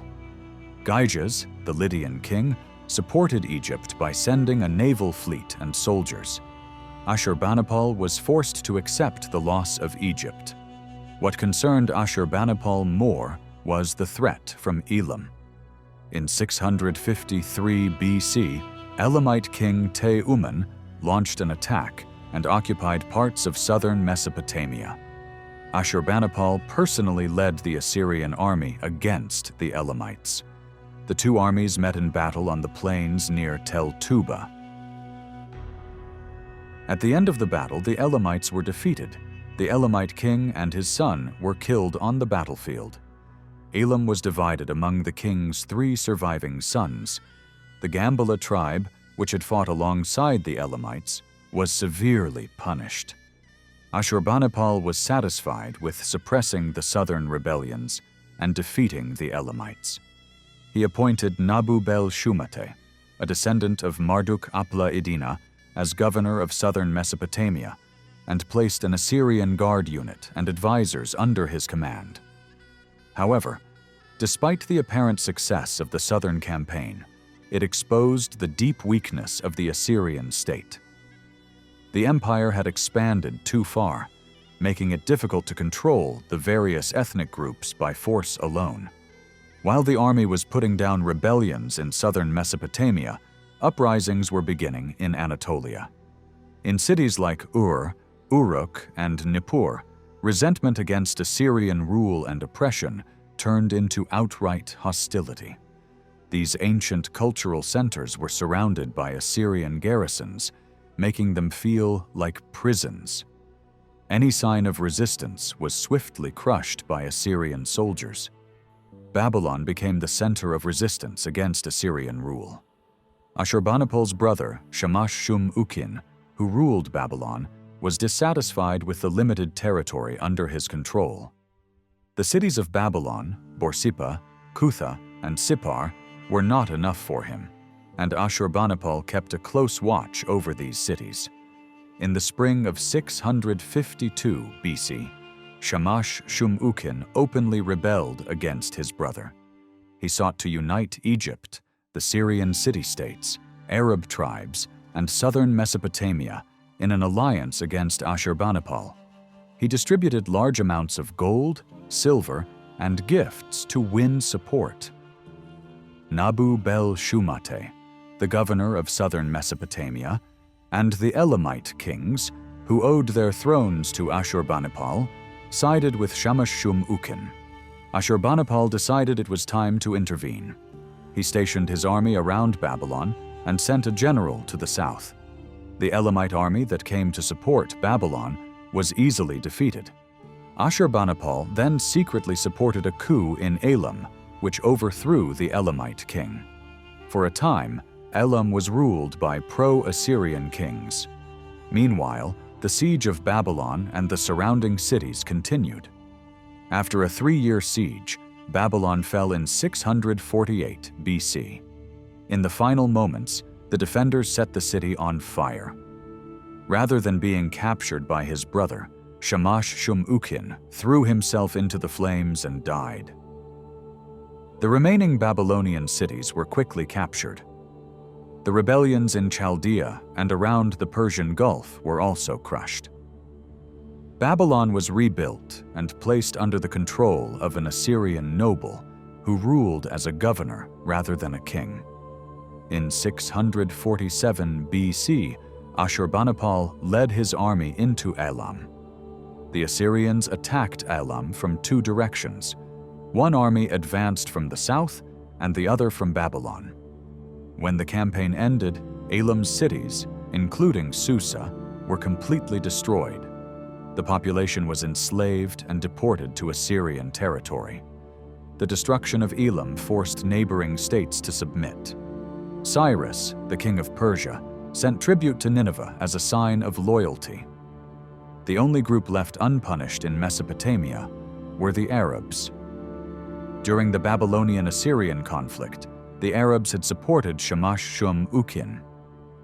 In addition, some Arab tribes from the Syrian desert had raided Assyrian settlements in Syria and Palestine. The governor of Damascus was tasked with punishing them. Assyrian forces swept through the desert, burning Bedouin tents and impaling the population. The king of Judah was deposed, and people exiled from Elam and Susa were settled in Samaria. Elam had been reduced to a wasteland, the Arabs were punished, and the centers of resistance in southern Mesopotamia were destroyed. Meanwhile, in Anatolia, the Sumerians had sacked and burned Sardis. After the death of Lydian king Gyges, his son Ardys ascended the throne and pledged loyalty to the Assyrians. The Cimmerians, who attempted to march toward Cilicia after plundering the Temple of Cybele in Ephesus, were defeated by a powerful Assyrian army in the region. The Cimmerians, who remained nomadic and resisted permanent settlement, continued to cause unrest. Urartian king Rusa II sought to gain Ashurbanipal's favor and maintained good relations with the Assyrians to protect his kingdom from the Cimmerians. During Ashurbanipal's reign, the Assyrian army fought continuously for over 30 years. Most of these wars were led by Assyrian commanders, but Ashurbanipal personally directed foreign policy and military strategy from his palace. Ashurbanipal was the most passionate hunter and sportsman among all the Assyrian kings. The walls of his palace were decorated with hunting scenes and carvings of lions and deer. The king himself was depicted in these carvings, reflecting his pride in his hunting skills. In addition to his military and hunting prowess, Ashurbanipal was an enlightened and cultured ruler. In one inscription, he described himself as follows: "I have mastered all the arts of writing brought to me by the wise Adapa. I have studied the signs of the heavens and the earth. I debate with scholars at assemblies and demonstrate the meaning of liver markings with the most experienced diviners. I can solve the most complex and hidden mathematical problems. I have read the most difficult Sumerian and Akkadian tablets. I have examined and studied the ancient columns written before the flood, which are almost impossible to understand." These words reflect Ashurbanipal's thirst for knowledge and the pride he took in his intellect. He was clearly one of the most educated rulers of his time. Evidence of Ashurbanipal's intellectual legacy can be seen in his vast library in Nineveh, where over 30,000 clay tablets have been discovered. This library contained state archives, including political treaties, trade documents, correspondence, and letters. It also held literary and scholarly works collected from across the empire, some of which were copied and preserved. The library included thousands of epic poems, hymns, prayers, and folk songs, as well as scientific texts on medicine, astronomy, mathematics, and geometry. This rich cultural legacy left by Ashurbanipal provides a window into the intellectual and cultural achievements of the Assyrian Empire. Ashurbanipal was also passionate about the visual arts. The reliefs in his palace reflect a new level of artistic detail in Assyrian art. The depiction of a wounded lion, a galloping horse, or an archer shooting an arrow shows that artists of Ashurbanipal's time had begun transitioning from abstract to realistic representation. Under Ashurbanipal, Assyrian relief and sculpture art moved toward a more realistic style. When Ashurbanipal died in 627 BC, he left behind a vast empire that he had ruled for 42 years. This empire stretched from central Anatolia to the Persian Gulf and from the eastern Mediterranean to the Iranian plateau. Ashurbanipal had two sons. The first, Ashur-etil-ilani, ascended the throne with the support of his tutor and chief general, Sin-Shum-Lishir. However, Ashur-etil-ilani was already gravely ill when he became king, and his reign lasted only a few months. After his death, the chief general Sin-Shum-Lishir held power for a brief period until Ashurbanipal's second son, Sin-Shar-Ishkun, was crowned king in a formal ceremony. In the same year, Kandalanu, the Assyrian governor of Babylon, died. Although the Assyrian military garrisons in Babylon and the surrounding cities initially recognized the rule of Ashur-etil-ilani and then Sin-Shar-Ishkun, the city of Babylon did not appoint a new king after Kandalanu's death. Babylon remained without a king for a year, which weakened royal authority in both Assyria and Babylon. Meanwhile, trouble was brewing in Anatolia. Between 630 and 620 BC, The Scythians, who had driven out the Cimmerians, invaded Syria, plundered the region, and marched to the gates of Jerusalem before continuing into Egypt. In southern Mesopotamia, the Arameans and Chaldeans began rebelling in the Persian Gulf region. For centuries, the Arameans of southern Mesopotamia had worshipped Marduk and Nabu. Babylon and Borsippa were the central centers of this worship. The Arameans fought to reclaim these cities and resisted Assyrian domination. As Assyrian oppression and exploitation intensified, the Arameans and Chaldeans began seeking political unity free from Assyrian control. Sharing the same language and religious beliefs, these groups sought to create a unified political entity where they could live without Assyrian interference. Land ownership was also a major issue. Most cultivated land was controlled by Assyrian landlords, and the Arameans worked as laborers under them. This sparked the beginnings of an early Aramean national identity movement, as the Arameans began to resist Assyrian dominance and sought to reclaim control over their own lands. After Ashurbanipal's death, a Chaldean noble named Nabopolassar took control of the Persian Gulf region. Sinshar-Ishkun, the Assyrian king, initially recognized Nabopolassar's authority and independence. However, this recognition meant little to the ambitious Chaldean leader. Nabopolassar sought to take advantage of the political chaos in the Assyrian palace. Gathering his army and receiving support from the Elamites, Nabopolassar attacked and plundered Uruk, then marched toward Nippur. In response,